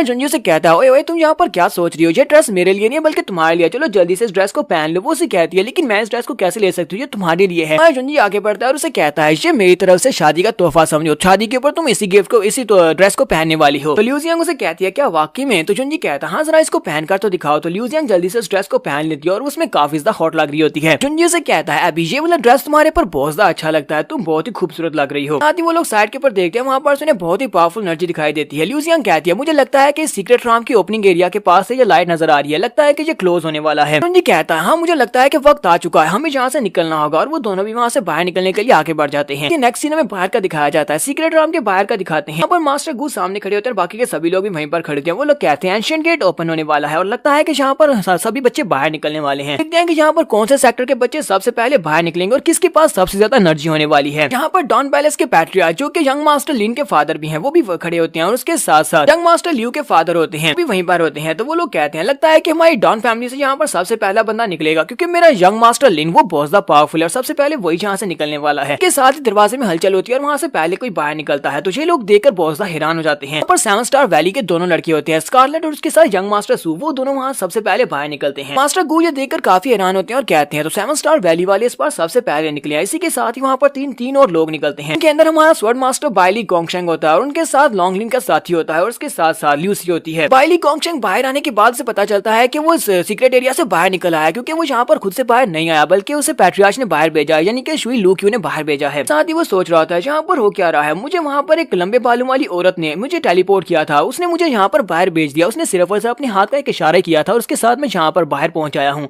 यंग मास्टर गु आगे बढ़ते हैं और जाकर अपनी बेटी से पूछते हैं, ल्यूसी मुझे ये बताओ कि तुम अकेली क्यों आई हो, तुम्हारा साथी कहाँ पर है, किम कहाँ पर है। वो उनको बताने लगती है। उसी वक्त लॉन्गलिन का साथी आगे बढ़ता है और उनसे कहता है, मिस्टर गु आपको किम के बारे में फिक्र करने की जरूरत नहीं है क्योंकि वो मर चुका है। तो वही नहीं बल्कि यंग मास्टर लिन और उसके साथ साथ यंग मास्टर ल्यू वो दोनों भी मर चुके हैं और इन तीनों लोगों को सभी लोगों को सिर्फ और सिर्फ एक ही बंदे ने मारा है और उसका नाम स्वॉर्ड मास्टर लू जून है। सुनने के बाद तीनों फादर्स को बहुत बड़ा झटका लगता है। वो लोग कहते हैं ऐसा कैसे हो सकता है, हमारे बेटे कैसे मर सकते हैं। पहली कॉन्गचैंग उन लोगों से कहता अपनी बकवास बंद करो, मैंने उन लोगों की जान ली है, उसने नहीं मारा। उनके बारे में मैं ये कह सकता हूँ कि उसकी मौत आई थी इसी वजह से वो क्लाउड के साथ फाइट कर रहा था। वो अपनी वजह से मारा गया क्योंकि उसने वहाँ पर एक फॉर्मेशन को एक्टिवेट कर दिया था। बाकी के दोनों की जान मैंने खुद अपने हाथों से ली है और इस सबका लू जून के साथ कोई भी ताल्लुक नहीं है। वैसे भी इस कंपटीशन का रूल है कि कंपटीशन के दौरान अगर किसी की जान जाती है तो उसका बदला नहीं लिया जाएगा। यंग मास्टर लिन का गार्ड उसे कहता है, तुम अपनी बकवास बंद करो, तुम यहाँ पर उस लू जून को कवर करने की कोशिश कर रहे हो जबकि ये सब कुछ उसी ने किया है। वो एक बहुत ही जालिम लड़का है, उसने जानबूझकर उन सभी लोगों की जान ली है, स्पेशली किम की। मास्टर लिन के फादर भी उसे कहते हैं, हाँ बाइली कॉन्गचैंग तुम यहाँ पर जानबूझकर ये सब कुछ कर रहे हो, तुम दोनों काफी ज्यादा अच्छे दोस्त हो, इसी वजह से तुम यहाँ पर उसको कवर करने की कोशिश कर रहे हो। हमारे पास इस बात का सबूत है कि उसी ने उन लोगों की जान ली है। तो फैन वूजी आगे बढ़ते हैं और उनसे कहते हैं, सभी लोग यहीं पर रुक जाओ, तुम सभी लोगों को ये सब कुछ करने की जरूरत नहीं है। वो बाइली को रोक देते हैं और कहते हैं आगे मत बढ़ो वरना बात आगे बढ़ जाएगी। पैट्रियार्च गू लोगों से कहते हैं, तुम सभी को आपस में फाइट करने की जरूरत नहीं है क्योंकि सीक्रेट एरिया कम्प्लीटली क्लोज हो चुका है। अगर जुंजी जिंदा भी हुआ तो वो कभी भी बाहर नहीं निकल पाएगा, वो अंदर ही मर जाएगा। सीक्रेट एरिया दोबारा कभी भी ओपन नहीं होने वाला। सभी लोग कहते हैं ये तो बहुत ही अच्छी बात है कि वो वहाँ पर खुद ही मारा गया क्योंकि अगर वो यहाँ से बाहर निकलता तो हम लोग उसे जरूर मार डालते। जैसे ये लोग यहाँ पर ये वाली बातें कर रहे होते हैं कि हम लोग उसे खुद ही मार डालते। उसी वक्त जुंजी की आवाज आती है। वो कहता है क्या वाकई में तुम लोग मुझे मारने वाले थे। ये लोग जल्दी से दरवाजे की तरफ देखते हैं और कहते हैं ये उसकी आवाज कहाँ से आ रही है। तो जो स्वॉर्ड मास्टर लू जून की आवाज है। वहाँ पर दरवाजा था, वहाँ पर एक पोर्टल ओपन होता है और उस पोर्टल के अंदर से हमारा जुंजी बाहर निकलता है। ल्यू जियांग भी उसके साथ ही होती है। जुंजी कहता है तुम लोग तो यहाँ पर किस तरह की बातें कर रहे हो, तुम लोग मुझे मारना चाहते हो तो फिर आओ मुझे मार कर दिखाओ। पहली भागता हुआ जुंजी के पास आता है और उसे कहता है, क्लाउड तुम वाकई में ठीक हो, मुझे इस बात से बहुत ज्यादा खुशी हुई, मैं तुम्हारे लिए बहुत ज्यादा परेशान था। एंड मुझे भी उसे कहता है क्लाउड की इमॉर्टल एनर्जी यहाँ पर सबसे ज्यादा है, इसके पास इतनी ज्यादा इमॉर्टल एनर्जी है कि इसने बंद हुए दरवाजे को दोबारा से पोर्टल के जरिए से ओपन कर लिया, यानी कि जो स्पेस के अंदर क्रैक्स डाल सकता है। मास्टर गू से कहते हैं सिर्फ इतना ही नहीं, क्या तुमने इसके कल्टीवेशन लेवल को नहीं देखा। जब ये वहाँ पर गया था ये हीवन एंड अर्थ राम का एक्सपर्ट, जरा देखो ये कौन से लेवल पर है। जिन और जैंग राम के फर्स्ट लेवल पर पहुंच चुका है। मास्टर लिन का जो गार्ड होता है वो चिल्लाकर माइल जुंजी से कहता है तुम्हारी हिम्मत कैसे हुई यहाँ पर बाहर आने की, जबकि तुमने हमारे बहुत सारे साथियों की जान ली है, तुमने वहाँ पर बहुत सारे टैलेंटेड लड़कों की जान ली है। जुंजी से कहता है तुम उन सभी लोगों को इस बार ब्लेम दे सकते हो क्योंकि वो सभी लोग बहुत ज्यादा कमजोर थे जो मेरे हाथों से मारे गए हैं। बात सुनने के बाद गॉड स्लेयर उसे पंच मारने के लिए आगे बढ़ता है और उसे कहता है बहुत ज्यादा एरोगेंट हो, अब तुम यहाँ पर मेरे हाथों से मरने वाले हो। हमारा जुंजी अपने हाथ को सिर्फ सामने की तरफ करते हुए एनर्जी को रिलीज करता है। एनर्जी का अटैक इतना ज्यादा पावरफुल होता है, गॉड स्लेयर उड़ता हुआ पीछे जाकर पत्थर के साथ टकराता है। हमारा जुंजी से कहता है क्या तुम्हारा हिमालय डान पैलेस, क्या तुम सभी लोगों को हारने की आदत है, तुम सभी को मेरे हाथों से मरना है। तो मास्टर गू जो कि सभी के लीडर हैं उन लोगों से कहते हैं बस बहुत हो गया, जहाँ पर और ज्यादा फाइट करने की जरूरत नहीं है। ताकि यहाँ पर कंपटीशन हो रहा है तो कंपटीशन के मुताबिक लोगों का एक रूल था कि जिसके पास ज्यादा इमॉर्टल एनर्जी होगी वही इस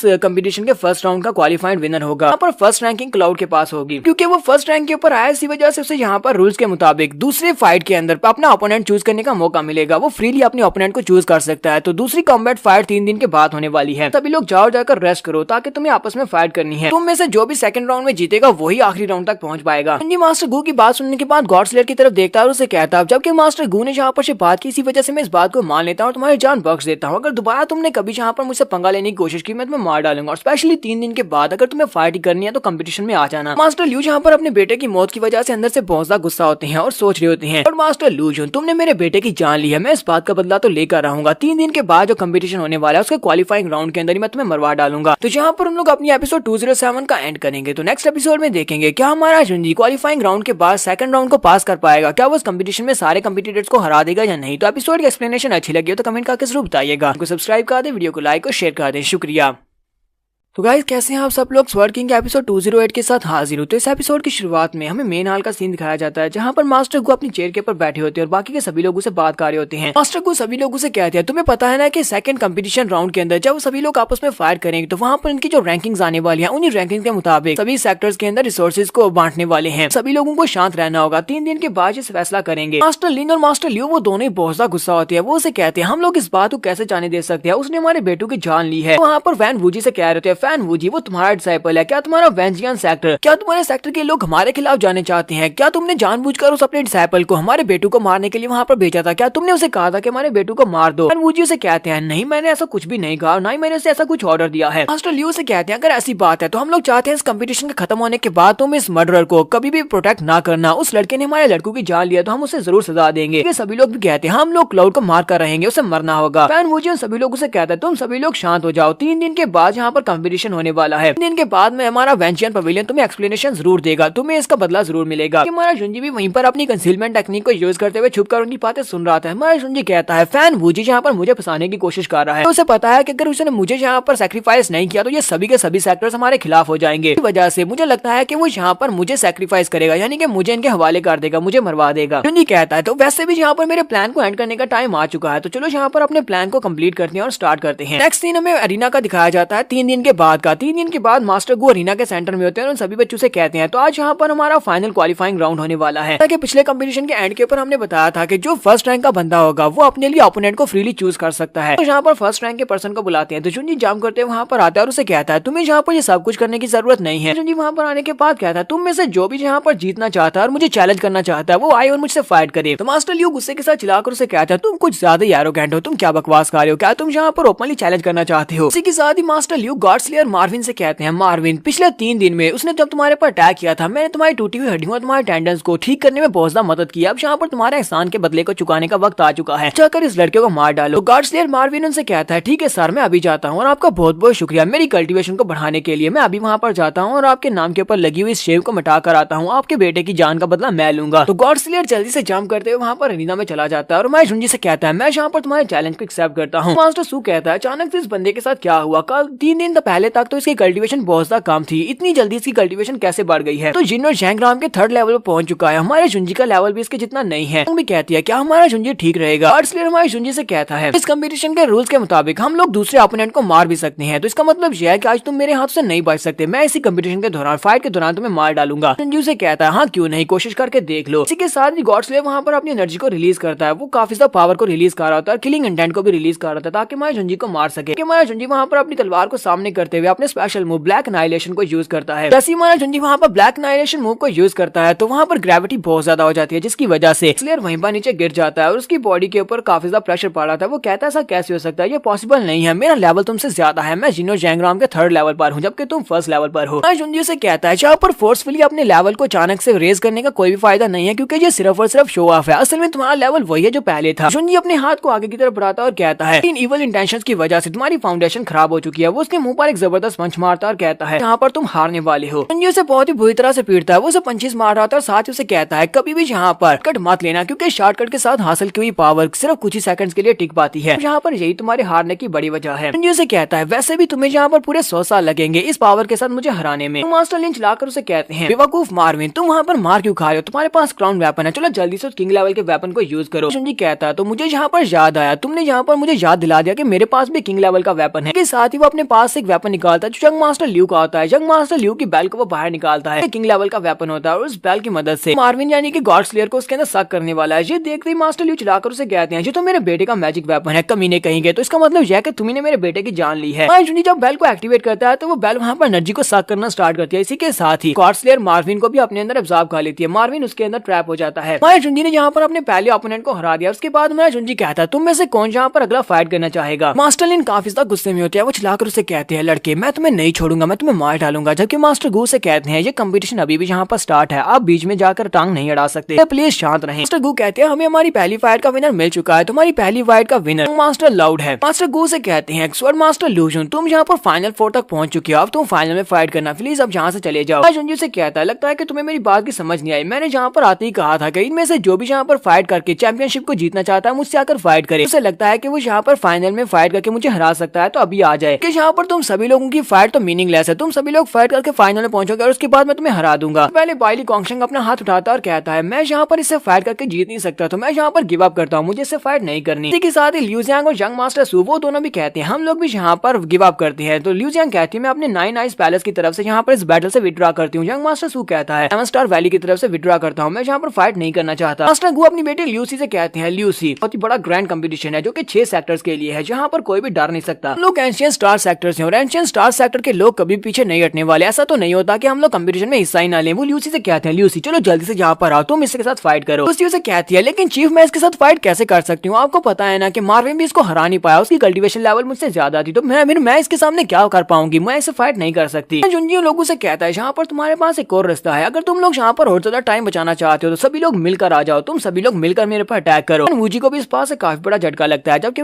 मास्टर ल्यू सोच रहे होते हैं ये लड़का कुछ ज्यादा ही एरोगेंट है, इसकी पावर्स बढ़ती जा रही है, जितनी जितनी इसकी पावर्स बढ़ रही है उसी के साथ इसकी एरोगेंस भी बढ़ रही है। स्कारलेट आगे बढ़ती है और कहती है, मास्टर क्लाउड आपने कहा कि आप सभी के साथ फाइट करेंगे, तो क्यों ना मैं यहाँ पर आपके चैलेंज को एक्सेप्ट करूं, मुझे आपसे फाइट करनी है। यंग मास्टर सू से कहता है, लेकिन स्कारलेट तुम इससे फाइट कैसे करोगी? आयरी कहता है, ये बहुत ही अच्छी बात है, यहाँ पर एक अच्छी फाइट तो होनी चाहिए। वो ल्यूसी से कहता है, ल्यूसी तुम किस बात का इंतजार कर रही हो, चलो जल्दी से वहाँ पर जाओ, सभी लोग मिलकर उसे फाइट करो। ल्यूसी से कहती है, भाई तुम्हें यहाँ पर मुझे ये बात बताने की जरूरत नहीं है। पर 3 लोग होते हैं, एक स्कारलेट, दूसरा यंग मास्टर सू, के साथ ल्यूसी होती है। ये तीनों लोग मिलकर हमारे जुंजी के पर अटैक करने के लिए आगे बढ़ते हैं। तीनों ही अपनी अपनी पावर्स को रिलीज कर रहे होते हैं। हमारा जुंजी कहता है, तो इस बैटल को मैं बहुत ही जल्दी खत्म करने वाला हूँ, अगर तुम्हें चोट लगी तो इसके लिए मैं पहले ही मुझसे माफी मांग लेता हूँ। जुंजी अपनी तलवार को ऊपर उठाता है, इसी के साथ ही वो ग्रेविटी को यूज करता है। वो ग्रेविटी को यूज करता है तो वो सभी लोग ऊपर से ग्राउंड के ऊपर आ गिरते हैं। सभी लोग कहते हैं, ये कौन सा स्पेशल मूव है, ये कौन सी तलवारबाजी की टेक्निक है जिसकी मदद से इसने हम सभी को न्यूट्रलाइज कर दिया। हमारा कोई भी अटैक यहाँ पर काम नहीं कर रहा और हम सभी लोग भी अपनी बॉडी को कंट्रोल नहीं कर पा रहे। इसके साथ ही वो सभी लोग ब्लैक होल के जरिए से वहाँ पर ग्राउंड के बाहर जाकर गिरते हैं। तीनों ही हार जाते हैं। यंग मास्टर सू स्कारलेट से पूछा, स्कारलेट क्या तुम ठीक हो? स्कारलेट से कहती है, हाँ मैं ठीक हूँ। जबकि ल्यूसी को वोर्टेक्स के अंदर गिरने से हमारे जुंजी ने बचाया होता है। वो शर्मा रही होती है और कहती है, वहाँ पर वो दोनों साइड के ऊपर गिरे हैं, जबकि मैं वोर्टेक्स के अंदर गिर गई थी और जुंजी ने मुझे बचाया है। हमारे जुंजी उन तीनों से कहता है, क्या तुम लोग अभी भी यहाँ पर फाइट करना चाहोगे या तुम लोग हार मानते हो? तो वो लोग कहते हैं, हम लोग हार मानते हैं। तीनों ही कहते हैं, हम लोग यहाँ पर हार मानते हैं, हम लोगों में से कोई भी यहाँ पर तुम्हारा मुकाबला नहीं कर सकता। और मास्टर बाइली कहता है, मैं और ल्यूसी यंग हम दोनों ने भी इस फाइट से पीछे हटने का फैसला किया था और बाकी की तीनों पहले इस फाइट को हार चुके हैं। मतलब यह है कि क्लाउड ने फर्स्ट पोजीशन को हासिल कर लिया है। क्लाउड यहाँ पर फर्स्ट रैंक के ऊपर आया है। ये सभी मास्टर्स भी ये देखने के बाद काफी ज्यादा हैरान हो रहे होते हैं कि इस लड़के ने यहाँ पर कौन सा स्पेशल स्वर्ड स्किल को यूज किया था। इसका स्वर्ड स्किल इतना पावरफुल था कि हम सभी लोग भी यहाँ पर मूव भी नहीं कर पा रहे थे। मास्टर गो भी यहाँ पर अपने बेटे किम की मौत का बदला लेना चाहते हैं। उन्हें लगा था कि वो शायद यहाँ पर इसको मरवा देंगे, इस कंपटीशन के दौरान जुंजी मारा जाएगा। सोच रहे होते हैं, ये सभी लोग तो बिल्कुल बेकार है, मुझे कोई और तरीका ढूंढना होगा, क्लाउड को मार देगा क्योंकि मुझे भी अपने बेटे की मौत का बदला लेना है। साथ ही वो सभी लोगों से कहते हैं, अब जबकि यहाँ पर क्लाउड ने फर्स्ट पोजीशन को जीत लिया है तो इसका मतलब ये है 6 सेक्टर ग्रैंड कंपटीशन में वेंचियन पवेलियन में पहली पोजीशन हासिल की है। वेंचियन पवेलियन बाकी के सभी सेक्टर्स का लीडर होगा। वेंचियन पवेलियन के एल्डर इस बात से काफी ज्यादा खुश होते हैं, जबकि फैन वूजी इस बात से अब काफी ज्यादा परेशान होता है कि वो यहाँ पर क्या करेगा, क्योंकि सभी लोग वहाँ पर बातें कर रहे होते हैं। वो लोग कहते हैं, मास्टर लॉर्ड वाकई में बहुत ज्यादा पावरफुल है, उसकी स्ट्रेंथ काफी ज्यादा अनइमेजिनेबल है, हालांकि उसकी एज काफी ज्यादा यंग है, लेकिन फिर भी वो एक जीनियस है। लगता है कि वेंचियन पवेलियन के लोगों को इस बार इसे बहुत ज्यादा थैंक यू बोलना चाहिए, क्योंकि सिर्फ और सिर्फ उसी की वजह से लोगों ने यहाँ पर इस कंपटीशन को जीता है। ल्यूसियांग भी काफी ज्यादा खुश होती है और कहती है, हमारा जुंजी तो बहुत ज्यादा अमेजिंग है। फैन मुझे वहाँ पर सोच रहा था, मैं यहाँ पर क्या करूँ, मैंने तो इसको ऑफेंड किया था, मैं यहाँ पर इसको गिव अप करने वाला था, इसने यहाँ पर इस कंपटीशन को जीत कर हमारे वेंचियन पवेलियन के लिए बहुत कुछ कर दिया है। क्या अब यहाँ पर ये मेरी बात मानेगा? मुझे समझ नहीं आ रही कि मैं यहाँ पर इससे किस तरह बात करूँ। यहीं पर मास्टर चीजा और उसके साथ मास्टर किन को भी दिखाते हैं। मास्टर चैंग कहते हैं, अब हम लोग यहाँ पर क्या करें, ये क्लाउड तो और भी ज्यादा आगे बढ़ता जा रहा है, इसकी प्रोग्रेस देखकर लगता है कि हम लोग इस तक नहीं पहुंच पाएंगे, कि हमें मास्टर गू के पास ही जाना पड़ेगा, वही हमारी मदद कर सकता है। वैक्सीन में रात के वक्त का दिखाया जाता है, हमारे जुंजी ने अपने प्लान को एक्टिवेट कर दिया है। रात के वक्त हमारा जुंजी बाहर जाता है, जहाँ पर मास्टर लीन उससे मिलने के लिए आते हैं। जुंजी उसे कहता है, मास्टर लीन आपको देखकर खुशी हुई। मास्टर लीन उसे कहते हैं, तुम्हारी प्रोग्रेस तो बहुत ही तेजी के साथ बढ़ रही है, बाहर हम लोग तुम्हारी बातें सुन रहे हैं कि तुमने इस बार के कंपटीशन को जीत लिया है। मास्टर लीन उसे कहते हैं, तो बताओ क्या हम लोग अपने प्लान को आज ही रात करने वाले हैं? तो जुंजी से कहता है, हाँ हम लोग आज ही रात करने वाले हैं, प्लान हमारा ऑन हो चुका है। रात के वक्त फैन वूजी को दिखाते हैं जो कि गार्डन में बैठा कल्टीवेट कर रहा था। जब वो वहाँ पर कल्टीवेट कर रहा होता है उसी वक्त उसके ऊपर अटैक होता है, सामने अटैक होता है, उसके ऊपर डायरेक्ट अटैक नहीं होता। इस बात से वो बहुत ज्यादा घबरा जाता है और चिल्लाकर कहता है, कौन है वहाँ पर? तो लीन उसी वक्त साइड के ऊपर से निकलते हैं और अपनी पाम के साथ उसके ऊपर अटैक करते हैं और कहते हैं, इस बात से क्या फर्क पड़ता है कि मैं कौन हूँ, तुम्हें ये जानने की जरूरत नहीं है, मैं जहाँ पर तुम्हें मारने के लिए आया हूँ इतना ही काफी है। मास्टर फैन वूजी जंप करते हुए साइड के ऊपर हटते हैं और कहते हैं, ये क्या, ये बंदा तो बहुत ज्यादा पावरफुल है। एक ही अटैक के साथ ही मास्टर फैन वूजी के मुंह से ब्लड निकलना शुरू हो जाता है। वो सोच रहा होता है, इतना पावरफुल बंदा कहाँ से आ गया, तो निर्वाणा लेवल के 6 लेवल पर है, निर्वाणा राम के 6 लेवल के बंदे के साथ मैं तो फाइट बिल्कुल भी नहीं कर सकता, मैंने इसे फायर की तो मैं मारा जाऊंगा। वो उसे कहता है, मास्टर मैंने आपको तो बिल्कुल भी ऑफेंड नहीं किया और मैं तो आपको जानता भी नहीं हूँ, फिर आप मेरे पर अटैक क्यों कर रहे हैं? लगता है कोई मिसअंडरस्टैंडिंग हुई है। तो मास्टर लीन से कहते हैं, नहीं मुझे कोई भी मिसअंडरस्टैंडिंग नहीं हुई। मास्टर लीन से कहते हैं, मैं एक सेल्फ कल्टीवेटर हूँ, जब मैं वेंचियन पवेलियन के पास से कल गुजर रहा था वहाँ पर मैंने देखा कि वेंचियन पवेलियन तबाह हो चुका है, स्पिरिट वेन्स बर्बाद हो चुकी हैं। मैंने सोचा कि क्यों ना वेंचियन पवेलियन के पैट्रियार्च से निपटा जाए, क्यों लगता है कि वो बहुत ज्यादा कमजोर होगा। जो बात सुनने के बाद बहुत ज्यादा हैरान होता है, कहता है, हमारे वेंचियन पवेलियन के साथ क्या हुआ, उसको किसने बर्बाद कर दिया? मास्टर लीन से कहते हैं, पहले तो मैं बहुत ज्यादा क्यूरियस था, लेकिन अब तुम्हें देखकर लगता है कि वेंचियन पवेलियन की तबाही तो पक्का थी, क्योंकि तुम एक बेकार इंसान हो, तुम बहुत ज्यादा कमजोर हो, तुम तो अपने आप को नहीं बचा सकते, तुम वेंचियन पवेलियन को क्या बचाओगे? जाओगे। मास्टर लिन उसके ऊपर फाइनल ब्लो देने के लिए आगे बढ़ते हैं, जबकि फैन मुझे सोच रहा होता है ये बुढ़ा देखकर लगता तो नहीं है कि ये झूठ बोल रहा है। इसने जो कहा कि हमारे वेंचियन पवेलियन के साथ कि वो बर्बाद हो चुका है, मुझे जाकर चेक करना चाहिए कि में तुम्हारे वेंचियन पवेलियन को किसी ने बर्बाद तो नहीं कर दिया। मास्टर फैन मुझे जल्दी से वहाँ से गायब हो जाते हैं। मास्टर लिन वहीं पर रह जाते हैं। मास्टर लिन कहते हैं तुम्हारा प्लान एक्टिवेट हो चुका है, ये बंदा जहाँ से चला गया जैसा हम लोग चाहते थे। तो जहाँ पर हम लोग अपनी एपिसोड 208 का एंड करेंगे। एपिसोड की एक्सप्लेनेशन अच्छी लगी हो तो कमेंट करके जरूर बताइएगा। चैनल को सब्सक्राइब कर दे, वीडियो को लाइक और शेयर कर दे। शुक्रिया।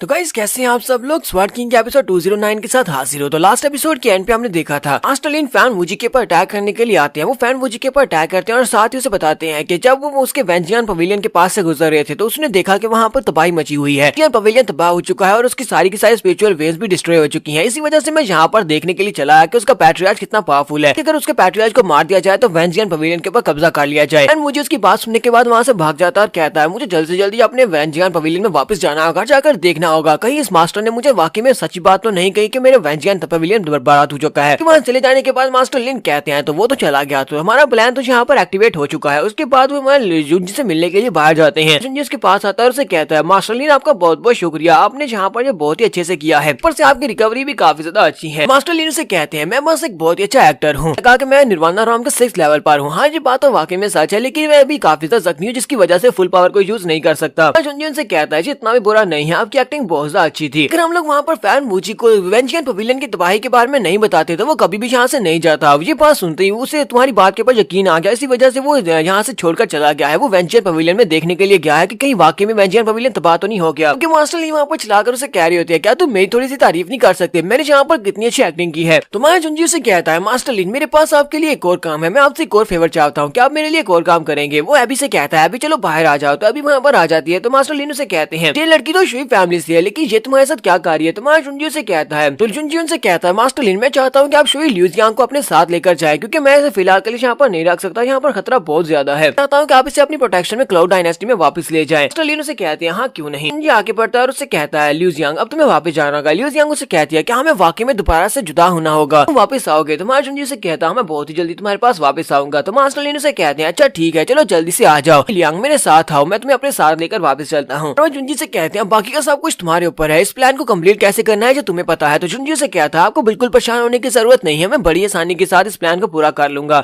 उसके बाद हमारा जुंजी सोच रहा होता है फादर मदर एबी मैं बहुत ही जल्दी उन सभी लोगों से बदला लेने वाला हूँ जिन सभी लोगों ने तुम्हें तकलीफ दी है। एक्चुअली में वेंजियन पवेलियन के स्टेशन का दिखाया जाता है। वेंजियन पवेलियन वाले स्टार सेक्टर में जहाँ पर रुके हुए हैं उनकी पूरी डेलीगेशन टीम वहाँ पर रुकी होती है, सभी लोग बैठकर डिस्कस कर रहे होते हैं। वो लोग कहते हैं हम लोग तो जहाँ पर इस कंपटीशन में अपनी पोजीशन को इम्प्रूव करने के लिए आए थे, लेकिन हमें क्या पता था कि हम लोग इस कंपटीशन को जीत कर फर्स्ट प्लेस पर आ जाएंगे। मतलब ये है कि अब हम बाकी के 6 सेक्टर्स के लीडर बन चुके हैं और हमारे काफी सारे रिसोर्सेज भी मिलने वाले हैं। मास्टर चैंग उन लोगों से कहते हैं मैं यहाँ पर इस बात की उम्मीद कर रहा था कि हमारे मास्टर फैन वूजी भी यहाँ पर होंगे, लेकिन वो यहाँ पर नहीं है, ग्रैंड मास्टर पता नहीं कहाँ पर चले गए हैं। जुंजी वहाँ पर आता है और उन सभी लोगों से कहता है जहाँ तक मेरे पास न्यूज है, मेरी न्यूज के मुताबिक फैन वूजी तो यहाँ से जा चुके हैं, हमारे ग्रैंड मास्टर वेंजियन पवेलियन के लिए यहाँ से जा चुके हैं, उन्होंने एंशिएंट स्टार सिटी को छोड़ दिया है। मुझे इस बारे में नहीं पता कि वो अचानक से यहाँ पर से क्यों चले गए हैं, हो सकता है कोई बहुत ही जरूरी काम हो जिसकी वजह से रात के वक्त उन्हें यहाँ से अपने वेंजियन पवेलियन में वापस जाना पड़ा। सभी लोग कहते हैं लेकिन ऐसा कैसे हो सकता है, वो इस तरह हमें छोड़कर कैसे जा सकता है। हम सभी लोग तो यहाँ पर रिसोर्सेज को एलोकेशन के बारे में डिस्कस करने वाले थे, बहुत ही जल्दी यहाँ पर रिसोर्सेज को बांटने की बात की जाएगी, तो 6 बड़े सेक्टर्स के दरमियान में रिसोर्सेज को बांटा जाएगा। तब हमारे लीडर को यहाँ पर होना चाहिए था, हमारा लीडर इस तरह नहीं जा सकता। वेंजियन पवेलियन सेक्टर के हेड होने के नाते उसे अचानक से यहाँ से जाना नहीं चाहिए था, बल्कि मैं बताकर जाना चाहिए था। जुंजी कहता है हेडमास्टर के पास अपनी उसकी रीजन हो सकती है वेंजियन पवेलियन में वापस जाने की। तो यहाँ पर रही बात रिसोर्सेज को अलॉट करने की, तो तुमने परेशान होने की जरूरत नहीं है। यहाँ पर रिसोर्सेज के एलोकेशन के टाइम वो सारे का सारा काम मेरे ऊपर छोड़ दो, मैं खुद ही वहाँ पर सब कुछ संभाल लूंगा। तो मास्टर किंग टियान कहते हैं हाँ क्यों नहीं, चलो ठीक है यही बात ठीक रहेगी, जुंजी को खुद से सारा मसला हैंडल करने दो। जुंजी सोच रहा था जबकि फैन मुझे यहाँ पर नहीं है, तो मुझे लगता है कि मास्टर चैंग और मास्टर किंग यहाँ पर कुछ ना कुछ तो करने वाले हैं, ये यहाँ पर कुछ ना कुछ मेरे खिलाफ जरूर करेंगे। नेक्स्ट सीन में रात के वक्त का दिखाया जाता है। रात के वक्त मास्टर गू के रूम का सीन दिखाते हैं, जहाँ पर मास्टर चैंग और उसके साथ साथ मास्टर किंग ये दोनों एक तोहफा लेकर मास्टर गू के पास जाते हैं, जाकर उसके टेबल पर रखते हुए कहते हैं प्लीज हमारे इस गिफ्ट को एक्सेप्ट कर लीजिए, गिफ्ट आपके लिए है। मास्टर चैंग उसे कहते हैं मास्टर गू मैं चाहता हूँ कि आप हमारी मदद करें, आपको हमारी मदद करनी होगी, हम लोग उस लड़के को मरवाना चाहते हैं, क्लाउड को मरवाना चाहते हैं। मास्टर गू से कहते हैं क्या तुम लोग इस बारे में भूल चुके हो कि यहाँ पर एक रूल है, इस कंपटीशन में जिसने भी फर्स्ट प्लेस को हासिल किया है कोई भी उसको मार नहीं सकता, यानी कोई भी उसके ऊपर अटैक करके उसको नहीं मार सकता, प्लीज मुझे माफ करना, मैं तुम्हारी हेल्प नहीं कर सकता। तो मास्टर चैंगो से कहते हैं मास्टर गू आप ये क्या कह रहे हैं, लोगों ने यहाँ पर आपकी मदद की थी क्लाउड डायनेस्टी को सप्रेस करने के लिए, हमने चू फैमिली को आपके लिए मारा, हम लोगों ने सेल्वीना को पकड़ने में मदद की थी,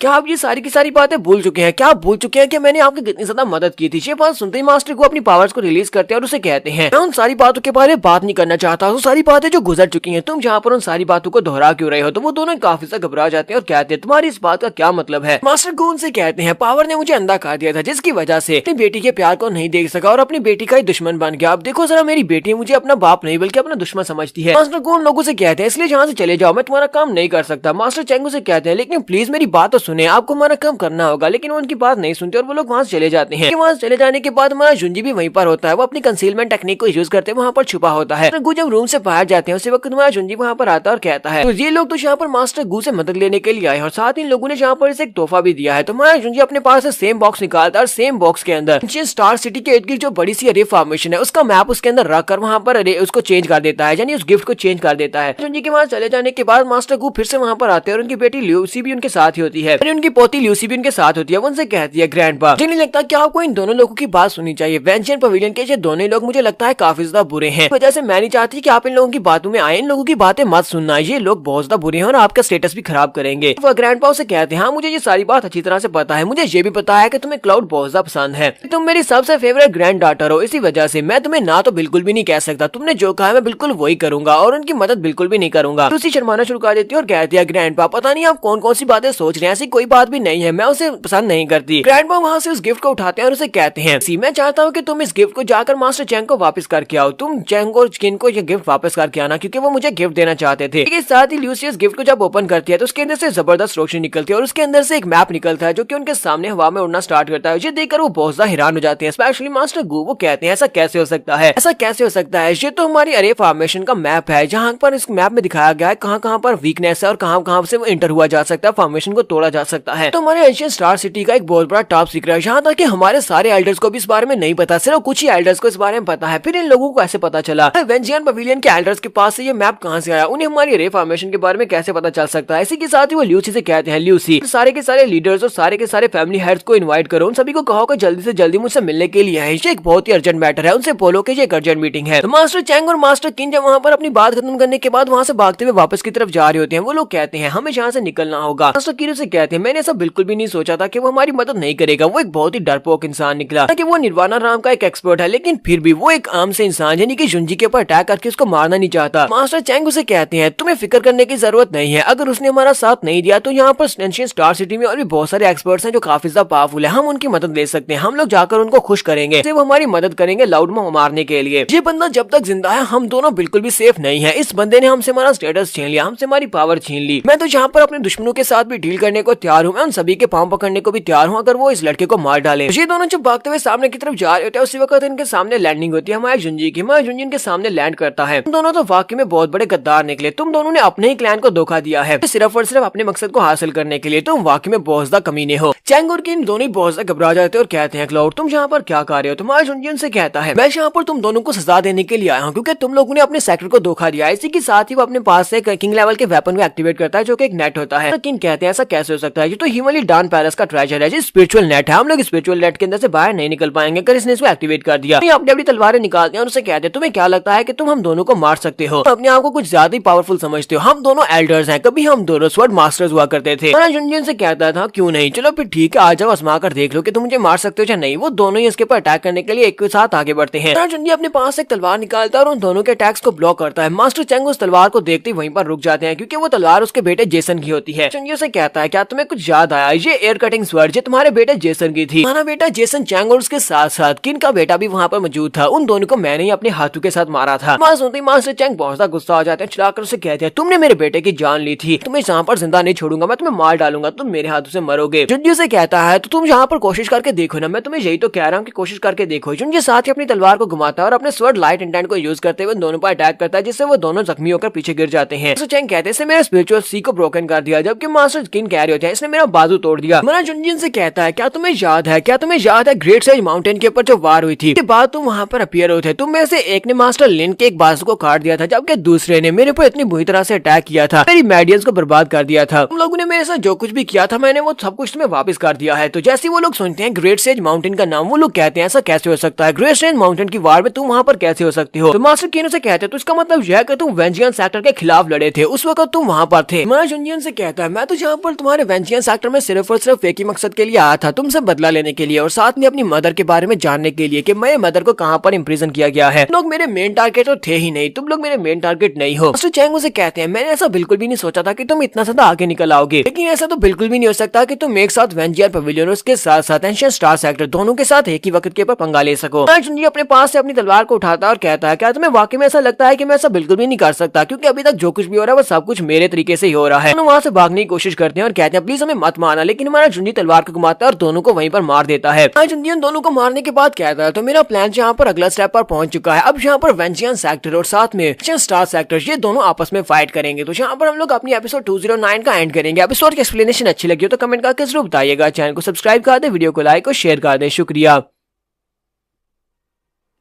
तो गाइस कैसे हैं आप सब लोग। स्वर्ड किंग के एपिसोड 2010 के साथ हाजिर हूं। तो लास्ट एपिसोड के एंड पे हमने देखा था कि हमारा जुनजी मास्टर चैंग और मास्टर किंग दोनों को मार देता है, कहता है तो अब यहाँ पर एक फाइट होने वाली है, वो वेंजियर पवेलियन और एंशिएंट स्टार सेक्टर के दरमियान में होगी। तो नेक्स्ट सीन हमें कॉन्फ्रेंस रूम का दिखाया जाता है, जहाँ पर एंशिएंट स्टार सेक्टर के सभी लीडर आकर पहुंच जाते हैं। वो सभी लोग कहते हैं चीफ क्या आप वाकई में सच कह रहे हैं, क्या आप सच कह रहे हैं कि वेंजियर सेक्टर वालों के पास हमारी एंशिएंट अरे फॉर्मेशन का मैप है, उनके पता है कि हमारी अरे फॉर्मेशन कहाँ पर है, उसके पॉइंट्स और उसके आइज कहाँ पर है। लेकिन ऐसा कैसे हो सकता है, उनके पास ये सीक्रेट कहाँ से आ सकता है, ये तो हमारी फैमिली का एक बहुत ही बड़ा टॉप सीक्रेट है। मास्टर से कहते हैं चीज आओ चैंग और उसके साथ साथ किन क्या वो दोनों रात को मेरे पास आए थे। वो लोग मेरे पास से गिफ्ट देकर गए थे, वो लोग मुझे गिफ्ट देकर मुझसे क्लाउड को मरवाना चाहते थे। पता नहीं कि वो लोग यहाँ पर मुझे वाकई में गिफ्ट दे रहे थे या फिर वो लोग मुझे धमकी दे रहे थे, क्योंकि वो दोनों वहाँ पर गिफ्ट रखकर चले गए थे। तो दूसरे एल्डर मास्टर गू से कहते हैं मास्टर गू अगर वाकई में ऐसी बात है वेंजियर पवेलियन वालों को हमारी अरे प्रोटेक्शन फॉर्मेशन के बारे में सब कुछ पता है, उन्हें हमारे अरे फॉर्मेशन के मैप के बारे में पता है और वो हमारे फॉर्मेशन को तोड़ सकते हैं, फिर तुम्हारे एंशिएंट स्टार सेक्टर को बहुत बड़ा नुकसान पहुंच सकता है अगर वो हमारे पर अटैक करने के लिए आते हैं। मास्टर लियो लोगों से कहते हैं तो मैं यहाँ पर तुम्हें यही सुझाव देना चाहूंगा कि हमें इसके बारे में और ज्यादा जानना चाहिए। तो जाकर इस बारे में जाकर चेक करो कहीं अरे फॉर्मेशन के अंदर कोई गैप तो नहीं है। जब एक बंदा उनके पास आता और कहता है सर मेरे पास एक रिपोर्ट है, चैंग और मास्टर किन के ऊपर नजर रखने के लिए आपने मुझे कहा था, मैं उनको ढूंढने के लिए गया था लेकिन मुझे उन दोनों की डेड बॉडीज मिली, वो दोनों ही मर चुके हैं। मास्टर गू ये बात सुनने के बाद काफी हैरान होते हैं और कहते हैं ऐसा कैसे हो सकता है, ऐसा कैसे हो सकता है कि रात के वक्त वो मेरे पास आए थे और आज किसी ने उसको मार भी दिया, उन दोनों को किसी ने मार दिया है। आगे बढ़ते हैं और जाकर उनको चेक करते हैं। मास्टर लियो को चेक करने के बाद कहते हैं दोनों ही कमजोर नहीं थे, ये दोनों ही काफी ज्यादा पावरफुल मास्टर थे, लेकिन इन दोनों को किसने मारा होगा वो भी काफी ज्यादा पावरफुल हो सकता है। मास्टर चैंग की बॉडी को एग्जामिन करने के बाद कहते हैं इनको तलवार के साथ मारा गया और कोई ऐसी वैसी तलवार के साथ नहीं मारा गया बल्कि स्वॉर्ड इंटेंट के साथ मारा गया है। बाद के साथ उन्हें एक झटका लगता है, वो लोग कहते हैं स्वॉर्ड इंटेंट ऑफ लाइट के साथ इसको मारा गया, इसका मतलब ये है कि सिर्फ और सिर्फ एक ही बंदा ऐसा है जो कि स्वॉर्ड इंटेंट ऑफ लाइट को यूज करता है और इतना पावरफुल भी है, इन दोनों की जान एक ही झटके में ले सकता है, वो फैन वूजी है, फैन वूजी ने इन दोनों को मारा होगा। तो वो सोच रहे थे मुझे लगता है कि चैंग चीजा और इसके साथ मास्टर किन इन दोनों ने अपने फैन वूजी से पूछे बिना ही उस रे फॉर्मेशन को चोरी किया और मुझे गिफ्ट के तौर पर यहाँ पर दे दिया। वजह से फैन वूजी को लगा होगा कि उसका प्लान यहाँ पर फाश होने वाला है, इसी वजह से उसने अपने ही दोनों एल्डर्स की जान ले ली। मास्टर को उस बंदे से कहते हैं जल्दी से मुझे पता करके बताओ कि इस वक्त फैन वूजी कहाँ पर है, मुझे उसे देखना है। तो वो बंदा उनसे कहता है लेकिन सर फैन वूजी तो यहाँ से जा चुके हैं, वेंजियर पवेलियन के जो मास्टर थे रात के वक्त गार्ड्स ने बताया कि वो रात के वक्त ही अचानक से यहाँ से चले गए थे, अकेले चले गए, उनके साथ और कोई भी नहीं गया। तो ये बात सुनने के बाद वो कहते हैं ऐसा कैसे हो सकता है, वो अकेला यहाँ से चला गया, लेकिन उसे तो यहाँ पर होना चाहिए था क्योंकि बहुत ही जल्दी यहाँ पर रिसोर्सेज को अलो करने के लिए सेक्टर्स को रिसोर्सेज अलो किए जाएंगे और हम सभी लोग आपस में डिस्कशन करेंगे। ऐसे वक्त के ऊपर वेंजियर पवेलियन के मास्टर का यहाँ पर होना तो बहुत ज्यादा जरूरी था। मास्टर गू कहते हैं मुझे लगता है कि यही तो उनकी कॉन्स्पिरेसी है, वो रात के वक्त यहाँ से भाग गया, हमारे गार्ड्स को पता है कि वो यहाँ से चला गया, लेकिन उसने हमारी अरे फॉर्मेशन को तोड़ा होगा, कहीं से उसने अरे फॉर्मेशन को तोड़ा और अंदर घुस गया होगा। उनके पास अरे फॉर्मेशन का नक्शा तो पहले से मौजूद है, उसके बाद उसने यहाँ पर आकर मास्टर किन और मास्टर चैंग को मार दिया है। मुझे लगता है कि अभी भी वो हमारे एंशिएंट स्टार सेक्टर के अंदर ही कहीं पर छुप कर बैठा हुआ है। तो गू क्यों कहता है मुझे लगता है कि मैं रिसोर्सेज की मीटिंग को यहाँ पर कैंसिल कर देना चाहिए, रिसोर्सेज की मीटिंग की वजह से यहाँ पर हमें काफी नुकसान हो सकता है। अगर हम लोग यहाँ पर रिसोर्सेज की मीटिंग करने के लिए बैठ जाएंगे तो हमारी अरे फॉर्मेशन को कौन एग्जामिन करेगा, हमें जाकर अपनी अरे फॉर्मेशन को एग्जामिन करना चाहिए कि कौन सी जगह से वो उसके अंदर गैप डालकर अंदर घुसा है। तो मास्टर गून सभी लोगों से कहते हैं मैं भी इस बात से एग्री हूँ, मैं चाहता हूँ कि हमें पहले अपने सेक्टर की सेफ्टी को देखा जाए, कल के लिए हम लोग रिसोर्सेज की मीटिंग को कैंसिल कर देते हैं और रिसोर्सेज की मीटिंग को फिर किसी दिन कर लेंगे। जाओ जाकर पहले इस अरे फॉर्मेशन को जांचो, हर एक जगह का हर एक कोने का मुलाया जाकर देखो कहीं पर इसके अंदर कोई गैप तो नहीं है, अरे फॉर्मेशन कहीं से टूटी हुई तो नहीं है। जिस खबर सभी लोगों को बता दी जाती है, 7 स्टार वैली वालों को भी ये बात बताई जाती है कि जो रिसोर्सेज को अलाउ करने की जो मीटिंग थी वो कैंसिल हो चुकी है, अब रिसोर्सेज को अलाउ नहीं किया जाएगा कल के लिए। वो लोग अपने किसी और मसले में उलझे हुए हैं, इसी वजह से 7 स्टार वैली के लॉर्ड उनसे कहते हैं मुझे इस बात से कोई मसला नहीं है, इस बात की कोई भी जल्दी नहीं है, ठीक है हम लोग इंतजार करेंगे। में फिर से मीटिंग हॉल का दिखाया जाता है, एंशिएंट स्टार सेक्टर के मीटिंग हॉल का, जहाँ पर मास्टर लियो और मास्टर लिन दोनों ही वहाँ पर मास्टर गू से मिलने के लिए आते हैं और कहते हैं लोगों की हिम्मत कैसे हुई रिसोर्सेज की मीटिंग को कैंसिल करने की, जहाँ पर हम लोग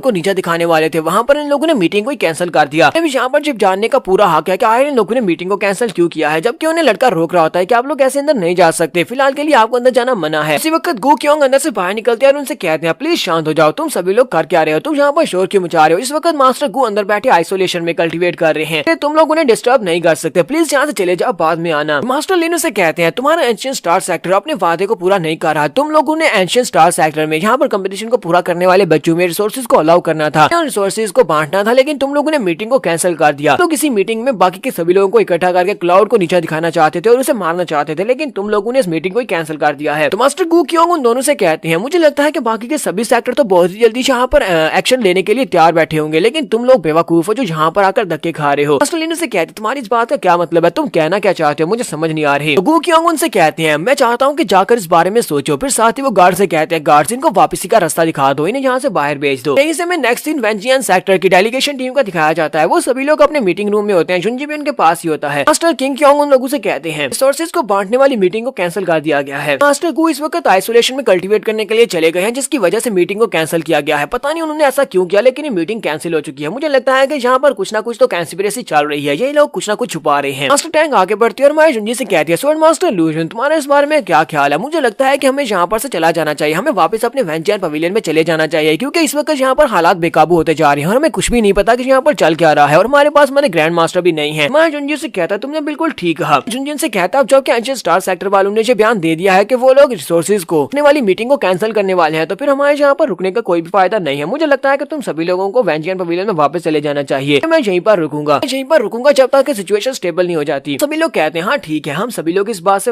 एग्री करते हैं। वैसे एक कैरेक्टर कहता है लेकिन अभी तक चीज़ और चैंग और मास्टर किन क्यामो वो लोग वापस नहीं आए, वो पता नहीं कहाँ पर है, क्या हमें उनके आने का इंतजार करना चाहिए। जुनजी से कहता नहीं, तुम लोग अभी इसी वक्त यहाँ से निकल जाओ, तुम लोग वापस चले जाओ, मैं उनको अपने साथ लेकर आ जाऊंगा, क्योंकि मैं यहाँ पर रुकने वाला हूँ। अभी यहाँ पर कुछ इश्यूज के ऊपर बात करनी है, मुझे अभी उन लोगों से कुछ और बातें करनी है, जिसकी वजह से मैं यहाँ पर रुकूंगा, उन दोनों को अपने साथ ही वापस लेकर आ जाऊंगा। क्योंकि हमारा बाइली माय जुनजी की तरफ देख रहा होता है, उसे लगता है कि ये यहाँ पर झूठ बोल रहा है। सभी लोग जब यहाँ से चले जाते हैं, सभी लोग जा रहे होते हैं, तो हमारा बाइली गोंगशेंग माय जुनजी के पास ही खड़ा होता है। मैं जुनजी से कहता क्या तुम नहीं जा रहे, क्या तुम यहीं पर रुकने वाले हो। और मास्टर बाइली से कहता है लूजुन मुझे तुमसे एक बात पूछनी है, मुझे ये बताओ क्या तुमने चीज़ा और चैंग और उसके साथ मास्टर किन क्यामो क्या तुमने उन दोनों को मार दिया है। जुनजी से कहता है अब मैं तुमसे कोई भी बात छुपा तो नहीं सकता, क्योंकि तुम मेरा झूठ को पकड़ लेते हो। हाँ मैंने उन दोनों को मार दिया है, मैंने उन दोनों को सिर्फ ऐसे वैसे नहीं मारा, बल्कि मैंने उन्हें स्वर्ड इंटेंट के साथ मारा है, ऐसा स्वर्ड इंटेंट जो सिर्फ और सिर्फ फैन वुजी यूज कर सकता है। तो बाइली गोंगशेंग उसे कहता है इस बात का क्या मतलब है कि तुमने वहाँ पर स्वर्ड इंटेंट को यूज करते हुए मारा है, इसका मतलब यह कि तुम्हारा अगला टारगेट फैन वुजी होने वाला है। जुनजी से कहता है ये बात सच है कि वो तुम्हारा मास्टर है, लेकिन मेरा उसके साथ एक फैमिली के जनरेशन का झगड़ा है, मेरे साथ कुछ ऐसा किया है जिसकी वजह से उसका मरना तो तय है, मैं उसे बदला लिए बिना उसको नहीं छोड़ सकता। अब मुझे ये बताओ कि तुम इससे बारे में क्या करने वाले हो, वो तुम्हारा मास्टर है, क्या तुम उसके खिलाफ मेरे साथ मिलकर काम करोगे या फिर उसके लिए मुझे मार डालोगे। बाइली गोंगशेंग उसे कहता है मुझे फैन वुजी के बारे में पता है, क्योंकि वो मेरा मास्टर है, मुझे उसके बारे में काफी कुछ पता है। मुझे अब तुमने यहाँ पर जो बात बताई है उससे मुझे ये बात तो कंफर्म हो गई है कि तुम्हारे साथ यहाँ पर गलत हुआ है, और तुम दोनों के दरमियान में जो फाइट होगी वो बहुत ज्यादा फियर्स होने वाली है। फैन वुजी के लिए मैं यहाँ पर तुम्हें तो नहीं मार सकता, लेकिन क्योंकि वो मेरा मास्टर है और मैं वेंजियन पवेलियन में ही पला बड़ा हूँ, यहाँ पर इस फाइट को देखना है, एंड तक देखना है कि तुम दोनों में से कौन यहाँ पर जीतता है। तुम दोनों फाइट करोगे, लेकिन मैं तुम दोनों की फाइट में इंटरफेयर बिल्कुल भी नहीं करूंगा। जुनजी से कहता है ठीक है मैं तुम्हारी बात समझ गया, मैं यहाँ पर तुम्हें बिल्कुल भी पुश नहीं करूंगा मेरा साथ देने के लिए। गोंगशेंग उसे कहता है ठीक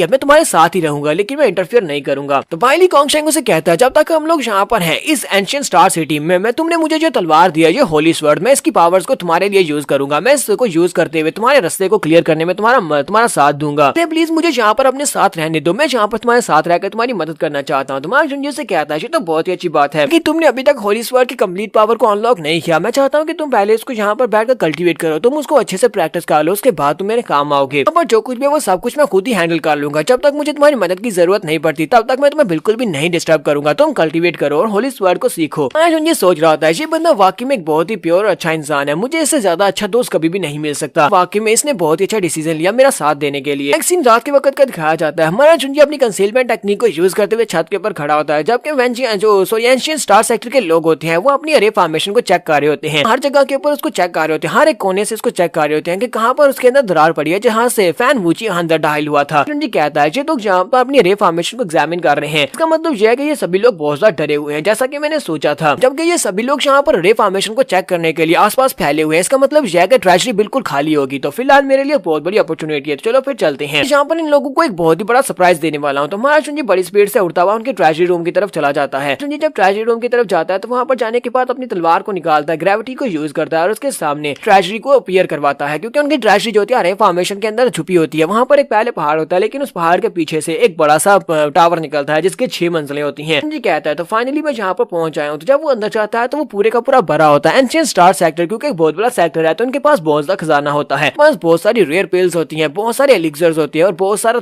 खजाना होता है, बहुत सारे क्रिस्टल्स और बहुत सारे वेपन्स होते हैं। तो वहाँ पर जो कुछ भी मिलता है वो सारे का सारा अपने पास रख लेता है। मा जुंजी कहता है ये लोग तो वाकई में काफी ज्यादा अमीर है, इनके पास तो बहुत कुछ मिला है, लेकिन अब ये सारे का सारा मेरा होने वाला है, जहाँ पर जो कुछ भी है वो सब कुछ मुझे मिलेगा। तो कहानी सुनाने वाला कहता है तो बिल्कुल इसी तरह जुंजी ने उनकी ट्रेजरी के 6 फ्लोर्स में से सब कुछ सारे के सारे फ्लोर्स को खाली कर दिया। स्टार सेक्टर का सारा खजाना हमारा जुंजी ने लूट लिया है। उसके बाद हमारा जुंजी 7th फ्लोर पर पहुंचता है। 7th फ्लोर के ऊपर दरवाजे के ऊपर पास पहुंचता है और कहता है 6 फ्लोर्स के ऊपर तो बहुत सारी वैल्यूएबल आइटम्स पड़ी हुई थी, वो सारी की सारी तो मैंने ले ली है, लेकिन अब 7वें फ्लोर के ऊपर क्या पड़ा होगा, क्योंकि 7वां फ्लोर बहुत ज्यादा स्पेशल लगता है। तो फिर इसको ओपन करके देखते हैं कि इसके अंदर क्या है। तो यहाँ पर हम लोग अपनी एपिसोड 210 का एंड करेंगे। नेक्स्ट एपिसोड में देखेंगे 7th फ्लोर के अंदर हमारे जुंजी को क्या मिलने वाला है। तो एपिसोड की एक्सप्लेनेशन अच्छी लगी हो तो कमेंट करके जरूर बताइएगा। चैनल को सब्सक्राइब कर दे, वीडियो को लाइक और शेयर कर दें। शुक्रिया।